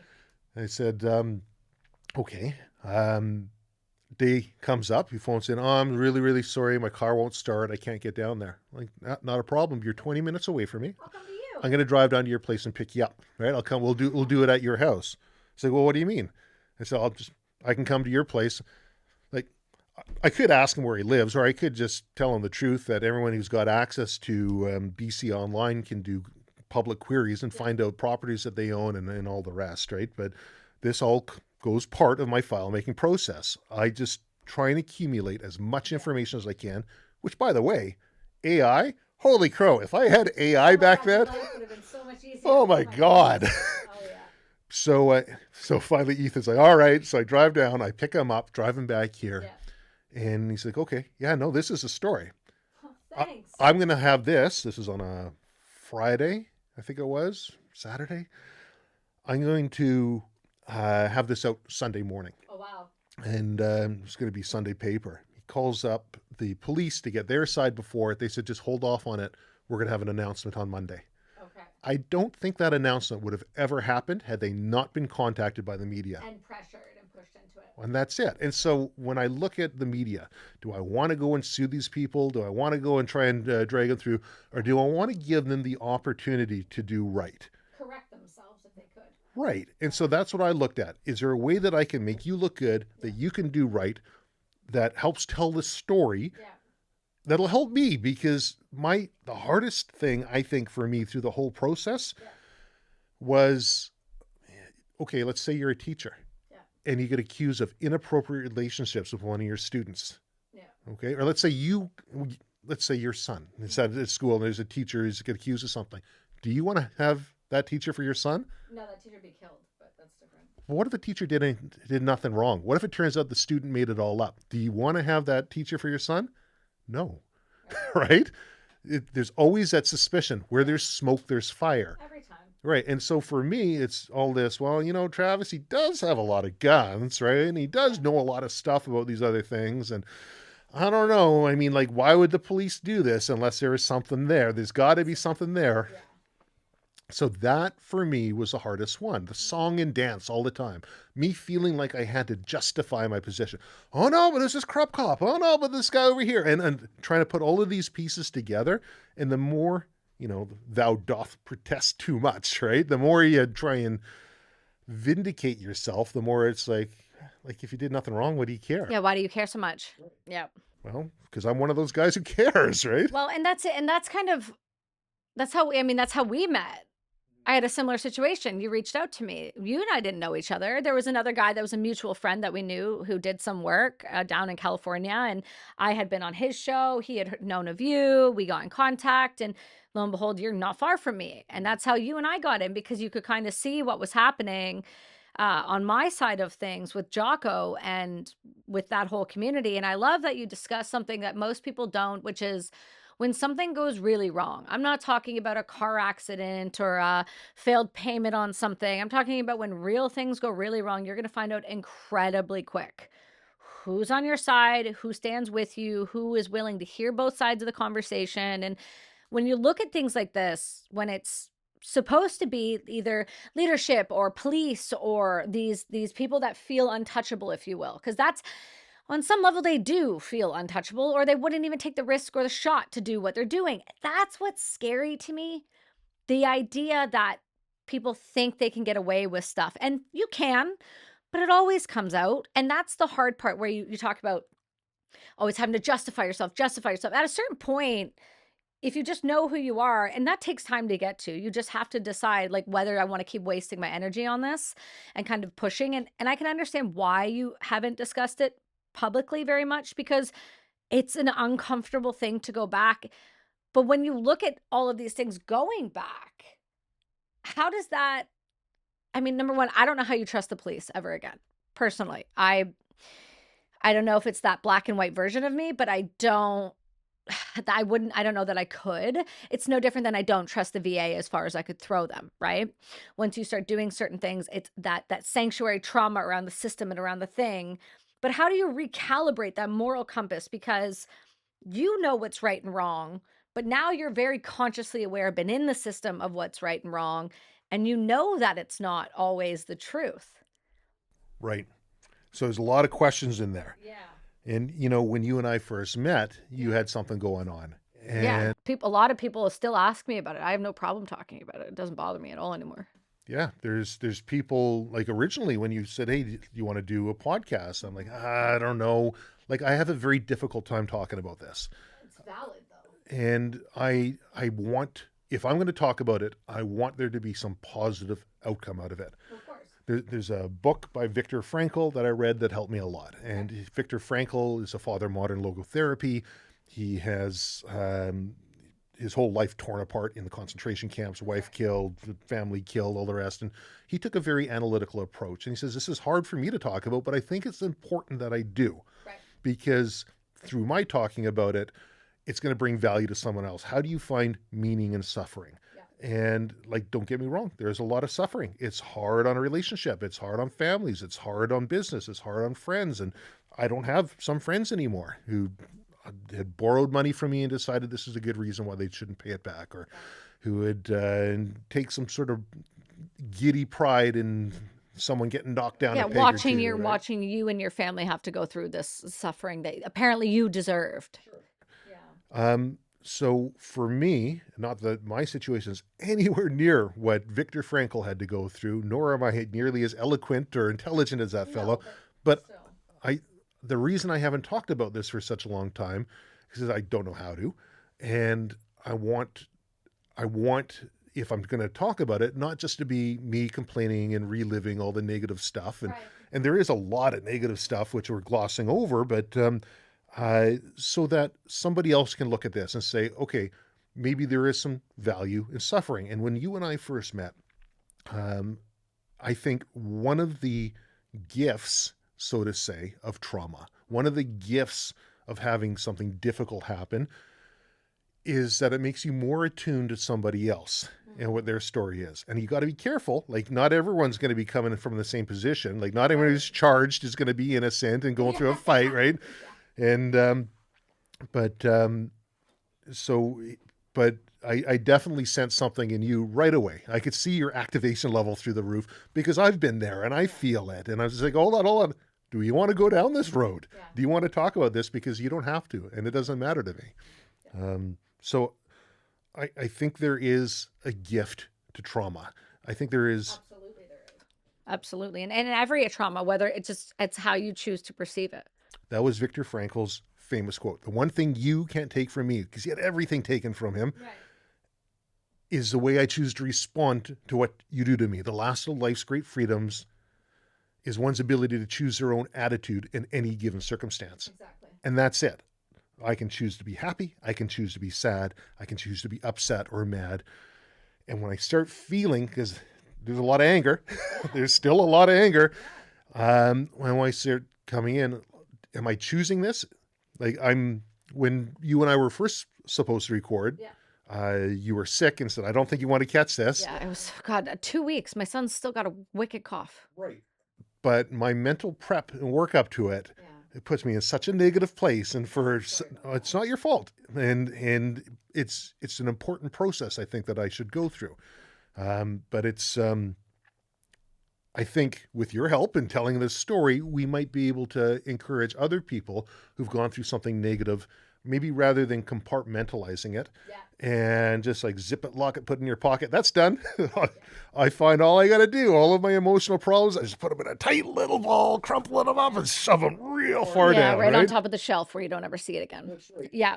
Maybe they can slowly start to unpack that with the mindset of what gift have I received from this? And that's sort of how I looked at it. And I'm glad that you did, though. And the only reason I can say that I personally think that's the best way to go about it is that you don't always understand it when you're in it. And there is a lot to be learned from those things. It's unfortunate that your thing had to be so public. It was so unfortunate mine had to be so public. It's not like you had something personal happen and it was a trauma that you had to deal with. Sometimes I wonder if it's easier to deal with when it's more public because more people are aware. You have an opportunity to discuss it differently. Maybe you don't have to explain it as many times. Or is it better that it happens in private, but then you're kind of alone with it? And then you have to go through the song and dance of explaining it. Do you know what I mean? Like there's a twofold approach to it. I feel like I was incredibly alone through a large part of it because I'm not going to be sitting there. I'm number one, I'm not the type to lean on everybody else and say, can you help me out here? No, you're not. The people who were giving me their old freezer burnt meat, they later on said, I had no idea. Like I would have lent you money. And like, I wouldn't have accepted it. Well, right. You wouldn't have taken it anyway. Right. So, with the, and I'm sorry, my mind's a little off track, but maybe I'm jumping, maybe I'm not. Crown, eventually 2 years into it, going back and forth, and they're finding more and more garbage coming up. Their initial lead guys now getting charged, and he's in the newspaper, and they're got these competing business interests from the guy who orchestrated and requested the raids to begin with, and on it goes. All of a sudden, the deals start coming in. Tell you what, Travis, you hold on to everyone's guns, your brothers, your fathers, and we'll reinstate all your business license. You have everything, and they'll get a firearms prohibition for, let's say, a year, and then they can get all their guns back, and you just hold on to them through then. That's it, and we'll walk away. Like, no. Still not good enough. Try. No. They go to the brothers, same thing. My father, same thing. Everyone's getting different kind of deals, and they kept getting sweeter and sweeter, and we're getting closer and closer to our date in court. And then all of a sudden, okay, yeah, everything's dropped. What? Yeah, no, everything's dropped. We were going to drop all the criminal charges. So I went in and I met with the Crown prosecutor because I'm one of these guys. I don't know if it's right or wrong, but I like to talk to people face to face. I like to see where they're at, and I want to understand what's going on. Maybe I shouldn't care. But there is that part of me that I want to understand, like, why were you doing this? Why did you hate me so bad? Why were you saying I'm doing all these things wrong? And I met with him, and he says, Travis, took me into his office. You have to understand, I was under a great deal of pressure from above, and he's pointing up. I'm like, what are you pointing at? Like, is there an office above you? It's like, I don't know. Like I can say I was under a great deal of pressure from above to try and do something. And I think this resolved itself the way it should. And he starts going through this, and he says, you're a hell of a guy, Travis. I'm going to recommend you over as a subject matter expert for Crown and weapons cases. I think you do well on that. And all I got was this overwhelming, don't sue me for malicious prosecution sort of vibe, which is incredibly difficult to do because if you're part of that club, nobody wants to. No. So, okay, now I'm in a position. Charges are dropped. Yeah. We're getting all of our stuff back. I told them, I said, look, you guys came and you took it out of here. You guys can deliver it back. You can bring it back. That's right. Some of it I had to go down there again. And that's when I saw it all muzzled down in these garbage cans with water. And oh, God, the rust. I can see the rust. Sure. And now we got to come up. Okay, so what did that cost you? Well, you're doing better in business. You didn't have to go through the charges. Yeah, you had your lawyer fees. You had the some damage to the firearms. But yeah, I think we help you. I think it all evens out. Is their approach that they come to. The emotional toll doesn't even out. Forget the weaponry. Forget the emotional toll doesn't. There's no dollar on your family. Well, the emotional toll was pretty freaking high. And there was that was difficult. And and it's not like you can reach out and talk to somebody in my position because when you look through the files, they have special O and special I. So special O would be boots on the ground investigators. So they had a team assigned to try and watch and see what we're doing. Special I is electronic invasion. So it'd be wiretaps, bugs. They were doing everything and anything they could. So I can't talk on the phone. I can't talk to a friend and say, well, like, I don't know what's going on, blah, blah, blah, without that being used against me. Yeah. All of my social media presence, every little thing that I had, they would try and twist and use against me. So you're a terrorist because of this. Or you said this to that person over here at this time because of, no, this is what I said and here's what it meant. But I didn't have that. I got tired of all of that explaining at every level. Yeah. And if I were to go see professional help, well, I guess he's not mentally stable, right? And look at the pressure that he's under. Should he have firearms, right? If you get medicated, well, no, sorry. Yeah. So what was my recourse? Well, raw dog it, right? Which is crazy too, because the amount of RCMP that are on SSRIs and medication and yet have a weapon and are in charge of arresting people and putting charges for it are insane. I've learned that since. Oh, I know a few hundred that are on active psilocybin. And everybody else gets arrested for that, but they're taking it, they're microdosing on their off time, or they're macrodosing and going places. And like, that's my point is you can call it corruption. You can call it coloring out the lines. You can say it's a victimless crime to do certain things, but when you're doing things that we would be charged for, that's a problem to me. And if listen, I'm not saying that, like, I'll always advocate for psychedelics over SSRIs. And I'll always, if you're the right person, right set and setting. So I'm never going to say that's the wrong answer. But what I will say is that you can't then go arrest somebody for the same things you're doing. That's where my line is. You want to color out the lines? I'll support you. I'll support you in coloring out the lines. But you don't get to go turn around and use the card then next. Well, growing up in a family of policing, grandfather's a police officer, father's a police officer. Of course, family friends, they all become police officers, right? Yeah. There's a very fine line between the criminal and the one who's there to uphold the crime, hold the law. For real, though. Because they're both walking in the same footsteps. They're still in the same areas. They're still, Absolutely. And it takes a very strong person to make sure they're always on that right side. And I'll tell you, I know this for a fact, not all of them are. It's interesting too. I have a handful of friends now that are in, say, sex crimes. I won't say departments. I'm not going to say whether it's federal, provincial, but they're in sex crimes. And, their job is to look at thousands of hours of child porn. And it's funny to me because, you have to look at it for you to make a charge. You have to know, but it's like, but people look at that and they go to prison for looking at that. Do you see what I'm saying? It's like the same sort of thing. You want to use psilocybin, but then your neighbor's going to get arrested for using psilocybin. You want to watch child porn because you need to make a charge, but the person watching child porn gets charged. So do you see what I'm saying? There's a lot of lines cops have to walk, have to do things that the difference between them is a badge. Right. Does the end justify the means? Exactly. That's it. It's kind of like, I'll use J6 as an example. The amount of FBI that were actually involved in that and that were in the building at the time was like, I think the majority were FBI officers.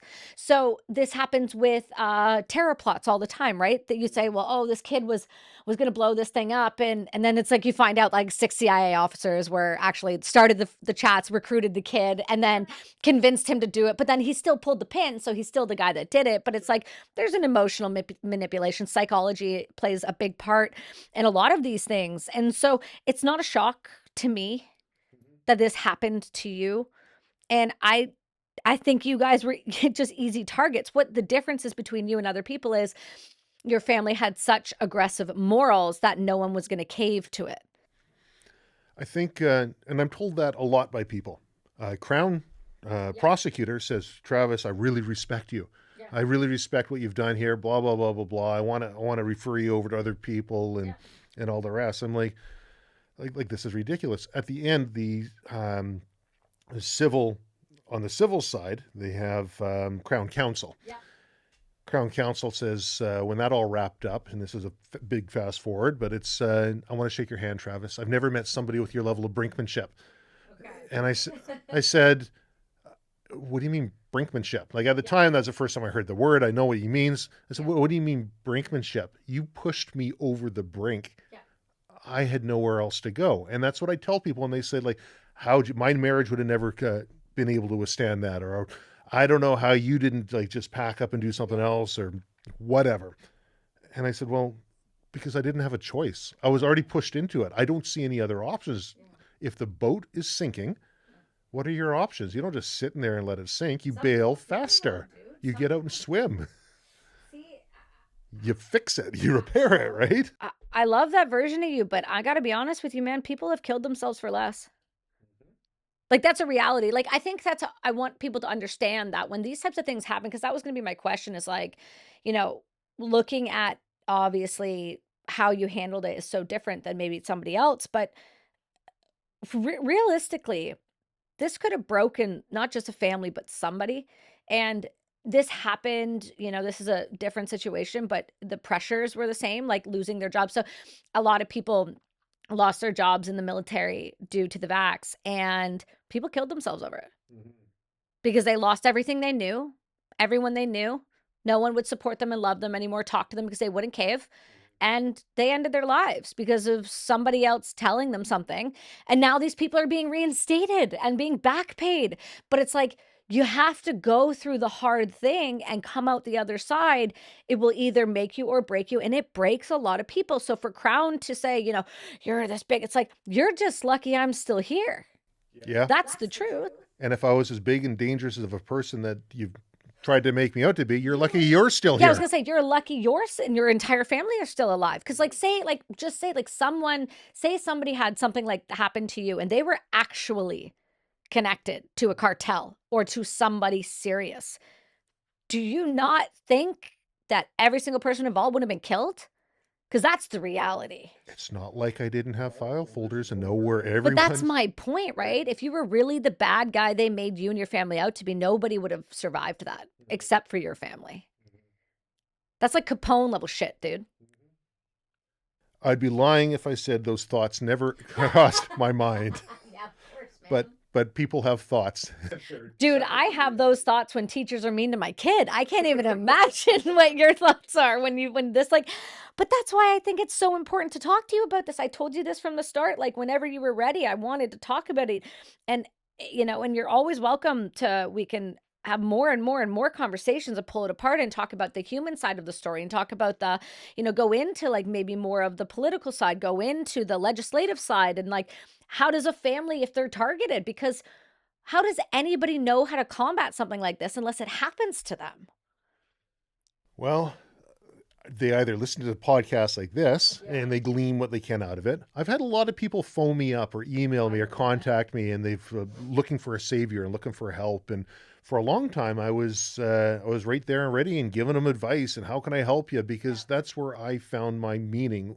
Because these people who have their livelihoods taken from them and they look at suicide as a route to be able to, as one of their options. And we have options on the table. There's a lot of options. Which ones make the most sense to us right now?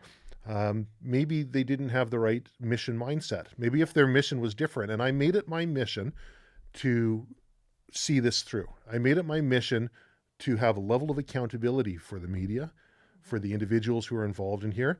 Mm-hmm. Did they get this highest level of accountability I'd like them to see? No. They never will, though.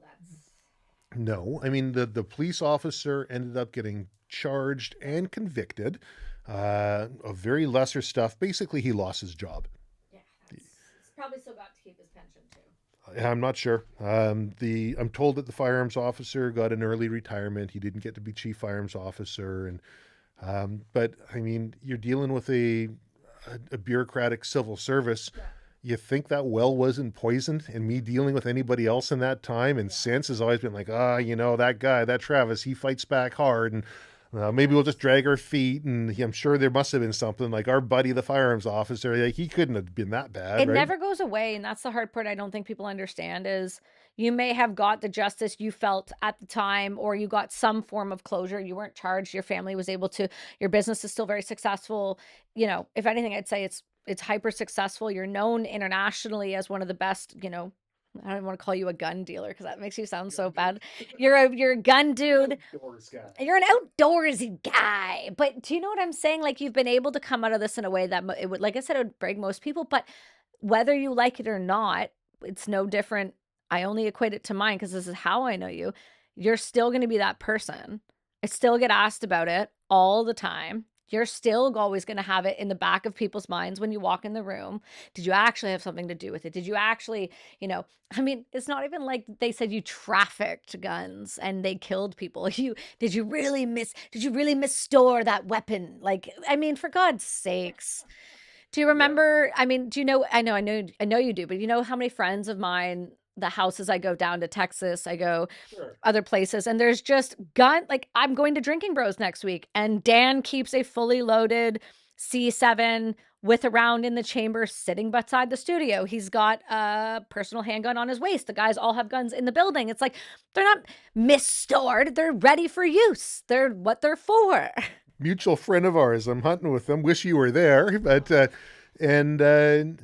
I'm getting in the vehicle. He's like, "What are you doing?" I'm like, "I'm unloading the gun." Why? It's like, well, because I mean that's the law. Like where I come from, we can't. He's like, okay, just whatever you do in Canada, let's do the opposite here, right? It's like, are you going to be pointing at me? No. Are you going to have your finger on the trigger? No. Are you going to have right? Is the safety on? You're fine. Okay, then let's come on. We'll just be mature adults here, and let's. Yeah, that's what I mean though. When we go around places with guns.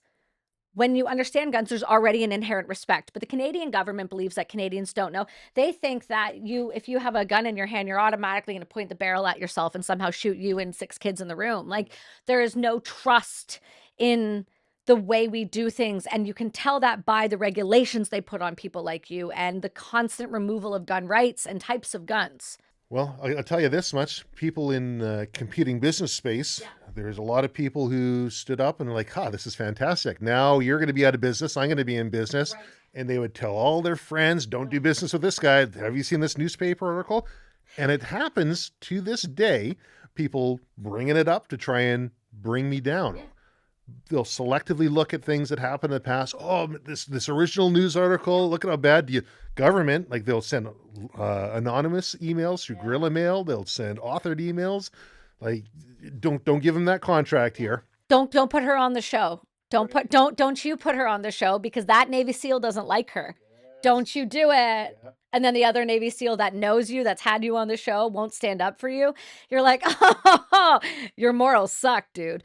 That's the truth, though. It is the truth. And it's easy, though. It's easy for people who are like, I don't want that drama. Yeah, they just don't want to touch it. They just like, you know what? I don't want to be involved. It's no different. Like, I did this when I did Jillian Michaels last month. She asked me about Tim Kennedy. And I went, no, thanks.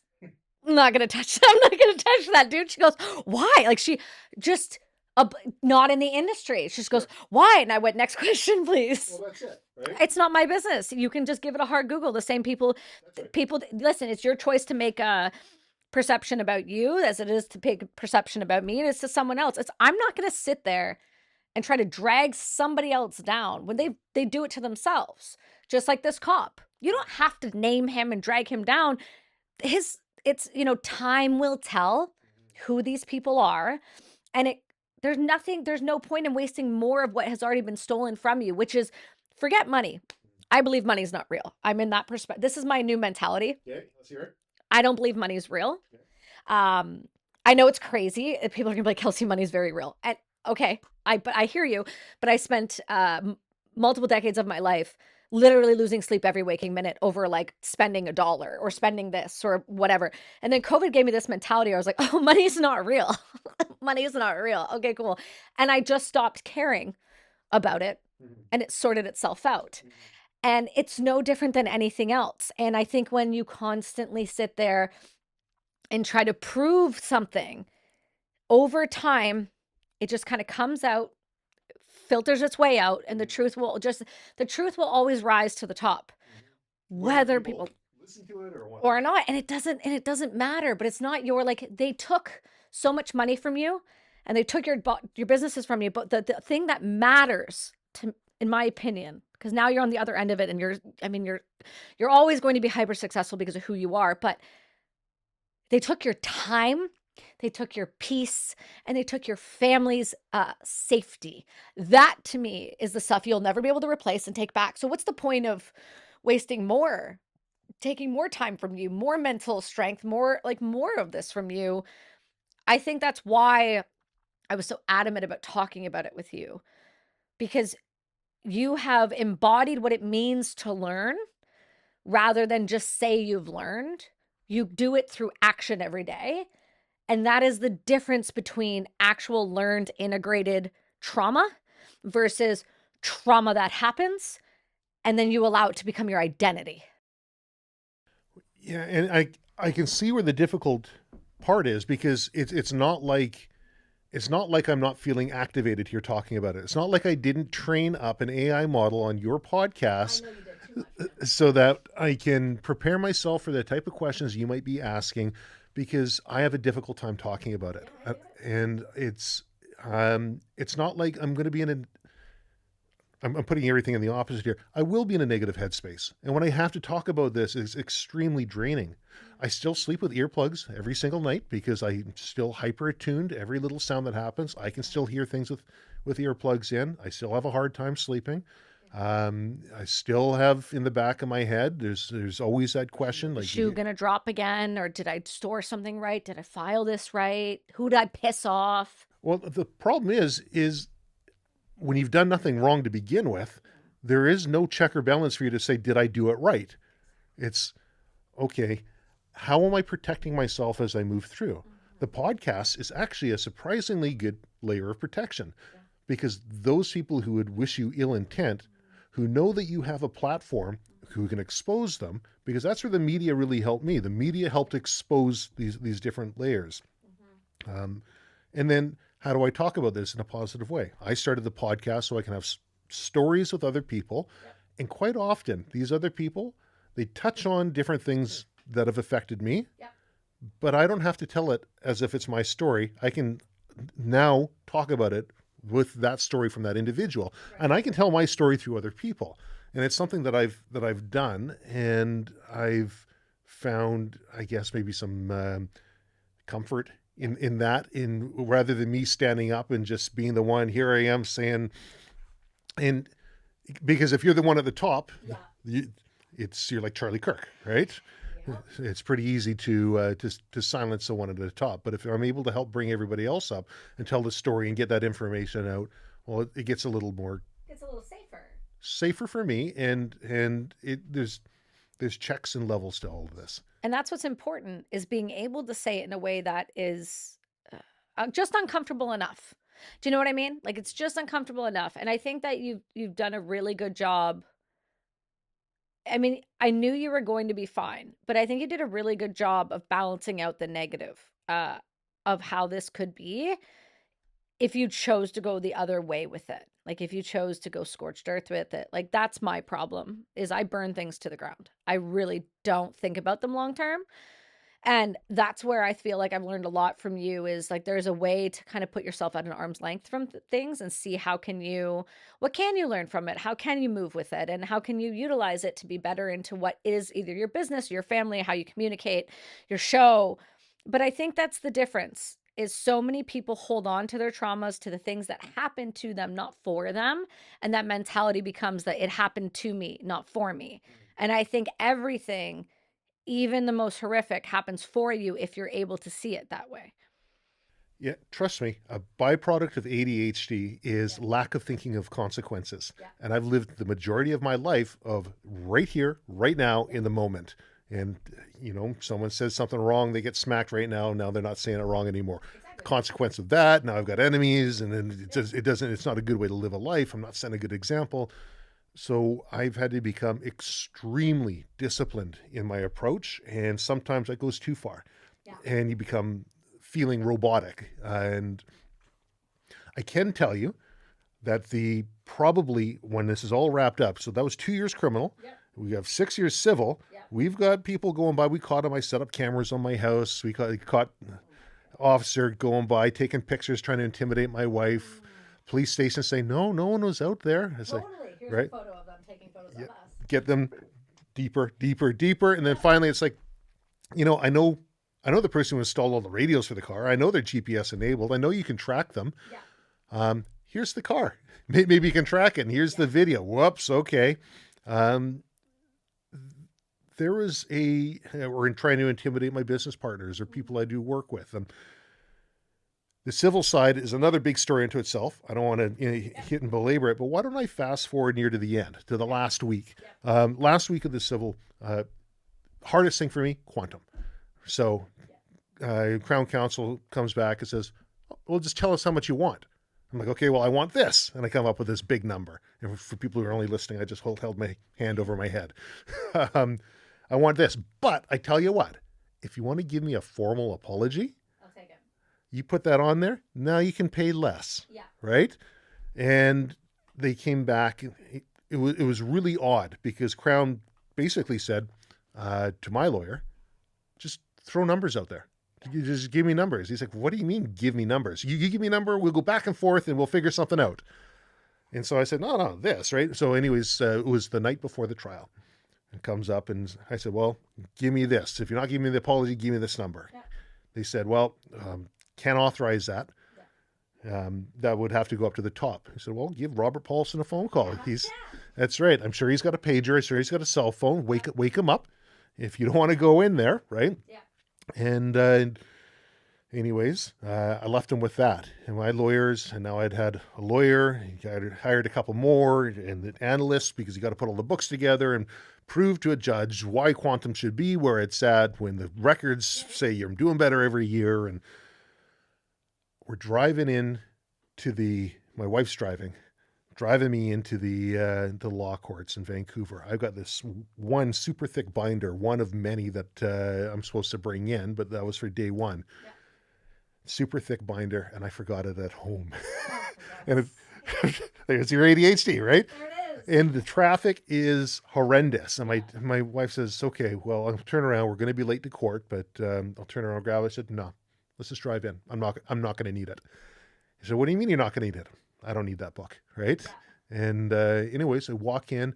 I stepped 1 foot in the courtroom. Crown Counsel says, you got it. Yeah, whatever you want, you got it. Yeah. I could have asked for a hell of a lot more. Yeah. I ended up getting the first big one, yeah. And I got the apology letter. Perfect. And here's what I'm going to leave the listeners with. That money means absolutely nothing. Right. Money comes, money goes. Money's an illusion. Yeah, it's not real. That letter, I don't have to do a song and dance anymore and say, I didn't do this, and was this person's crooked. There it is. Here's an apology letter. Yep. Very rare. When does the RCMP ever issue a formal apology? And it's framed right there on the roll. There's a copy of it. Never. I'll take it, Ben. I'll take a picture of that. I'll give you a copy of that. Yeah, we'll get a copy, Ben. We'll slap that up on the screen for people. I think you're at least owed to that. Oh my God. And I was willing to throw that apology letter out the door for the higher amount because I was mad, I was upset with them. I didn't realize at the time how much more important that is than any dollar amount that could ever come through. I mean, look, man, your story is not just a story. It's you beat at the time, what you were dealing with was a corrupt system from top to bottom, because it didn't just go through the RCMP. It affected the Crown. It affected the courts. It really affected everyone. And so it's not a shock to me that piece of paper means more. It's not a surprise. It's like the moment Jocko had me back on again. Still never apologized. Still never got that, but got enough. Well, the action showed, right? Oh, everybody knows that. And so that's the thing, is it doesn't matter. You know who you are. That piece of paper helps you illustrate that without feeling like you have to do a song and dance. And like I said, the money's not real. It isn't.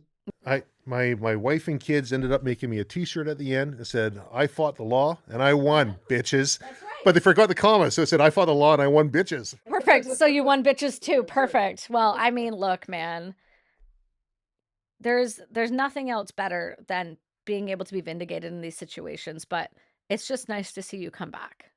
Thank you. I think that's the most important part of the story, is that hell doesn't have to be hell forever. Even if it feels like it when you're in it at the time, God, does it ever? There's always going to be another day, and there's always going to be another angle. Man, I know how, and for the listeners, we're going into 350 episodes of this, and I've had a lot of people tell me a lot of things and trust me with a lot of stories, but yours is very important to me because I also know that you don't tell this story. You're the first person. I haven't told it on my podcast, and I don't think I ever will. I know it's going to be hard the next few days, but I'm really grateful. There's so much to be learned from it. I'm going to add in, and Ben, we're going to add in the links to the all the press. I've got the press kit for this. I want people to see the screenshots of it. I want people to go read it themselves. I want them to see the depths that they went to discredit you and your family, because this is not small. It's not like they toyed with you. They fucked with you bad. They really did. And it needs to be looked at, and people do need to understand that there is corruption, and it's not everyone, but when it happens and it's deep. And I think it's important because it helps people understand that they can protect themselves, that you can fight back, that you don't have to accept the status quo and some sort of plea if you didn't do anything wrong. Doesn't matter what they say. There are things to be learned from this story. So lastly, what would you like to leave the listeners with other than that you can get through hard things? Honestly, I think that's it. Yeah. There's going to be dark nights. There are going to be stormy days, but no storm lasts forever. Yeah. In really the perception and the perspective that you have. And I think that's where the real value is of being able to talk with other people, because you talk to a talk doc, a head doc, and the real value is that they can provide a different perspective. And if you're able to buy into that perspective, I never saw it that way. I never thought of it. So I would just encourage people, if they're in a difficult time or pushing up against seemingly overwhelming odds, to take the time to either A, reach out to somebody else and try and get that different perspective, or B, try and find that different perspective yourself. And for me, Viktor Frankl's Man's Search for Meaning was a helpful point in finding that. Yeah, I think that's a great book, and I think that's a great lessons to be left with. Well, I'm grateful, and for people who are looking in Canada to actually get a PAL and learn how to protect yourself, to learn how to be in Canada, which is very difficult, a law-abiding gun owner, so you don't look like the people in Surrey. You can do that with Silvercore, and you can listen to the Silvercore podcast. And I know for a fact there's going to be a lot more to be learned, not just people's stories. If you're interested in learning how to provide for yourself hunting tools, outdoor resources, they're one of the best. I know you have a subscription program that you can do as well. That is really great. And the website is just Silvercore. Silvercore.ca. Yeah, just silvercore.ca. You can sign up there. They are in British Columbia. So if you are on the other side of Canada listening to this and you are looking for, a vacation, I suggest you come out to BC and you come hang out and you learn from the best, because it's not just about learning gun safety. It's not just about learning how to protect yourself. It's also about learning from good people and solid people. And those are who you want to incorporate yourself with. So I do suggest checking them out. And the podcast, there's a lot of great stories on there and a lot of great people talk about a lot of resilience and hard things. And more importantly, before you guys go, make sure when you listen to these things, you give yourself, just give yourself a moment after. They're hard subjects, hard conversations. They might make you feel some type of way, or you might resonate with some of it. So just be patient with yourself. And then when you guys get an opportunity, go over and subscribe to the YouTube, because they removed our strikes today. Fantastic. So we've lost 2. I'm sure I'll get another one, but we've lost them. And the show is growing. So make sure you guys go do that. Check out our sponsors that keep us alive and functioning. And better yet, look after yourself. And we will see you guys all in a few days.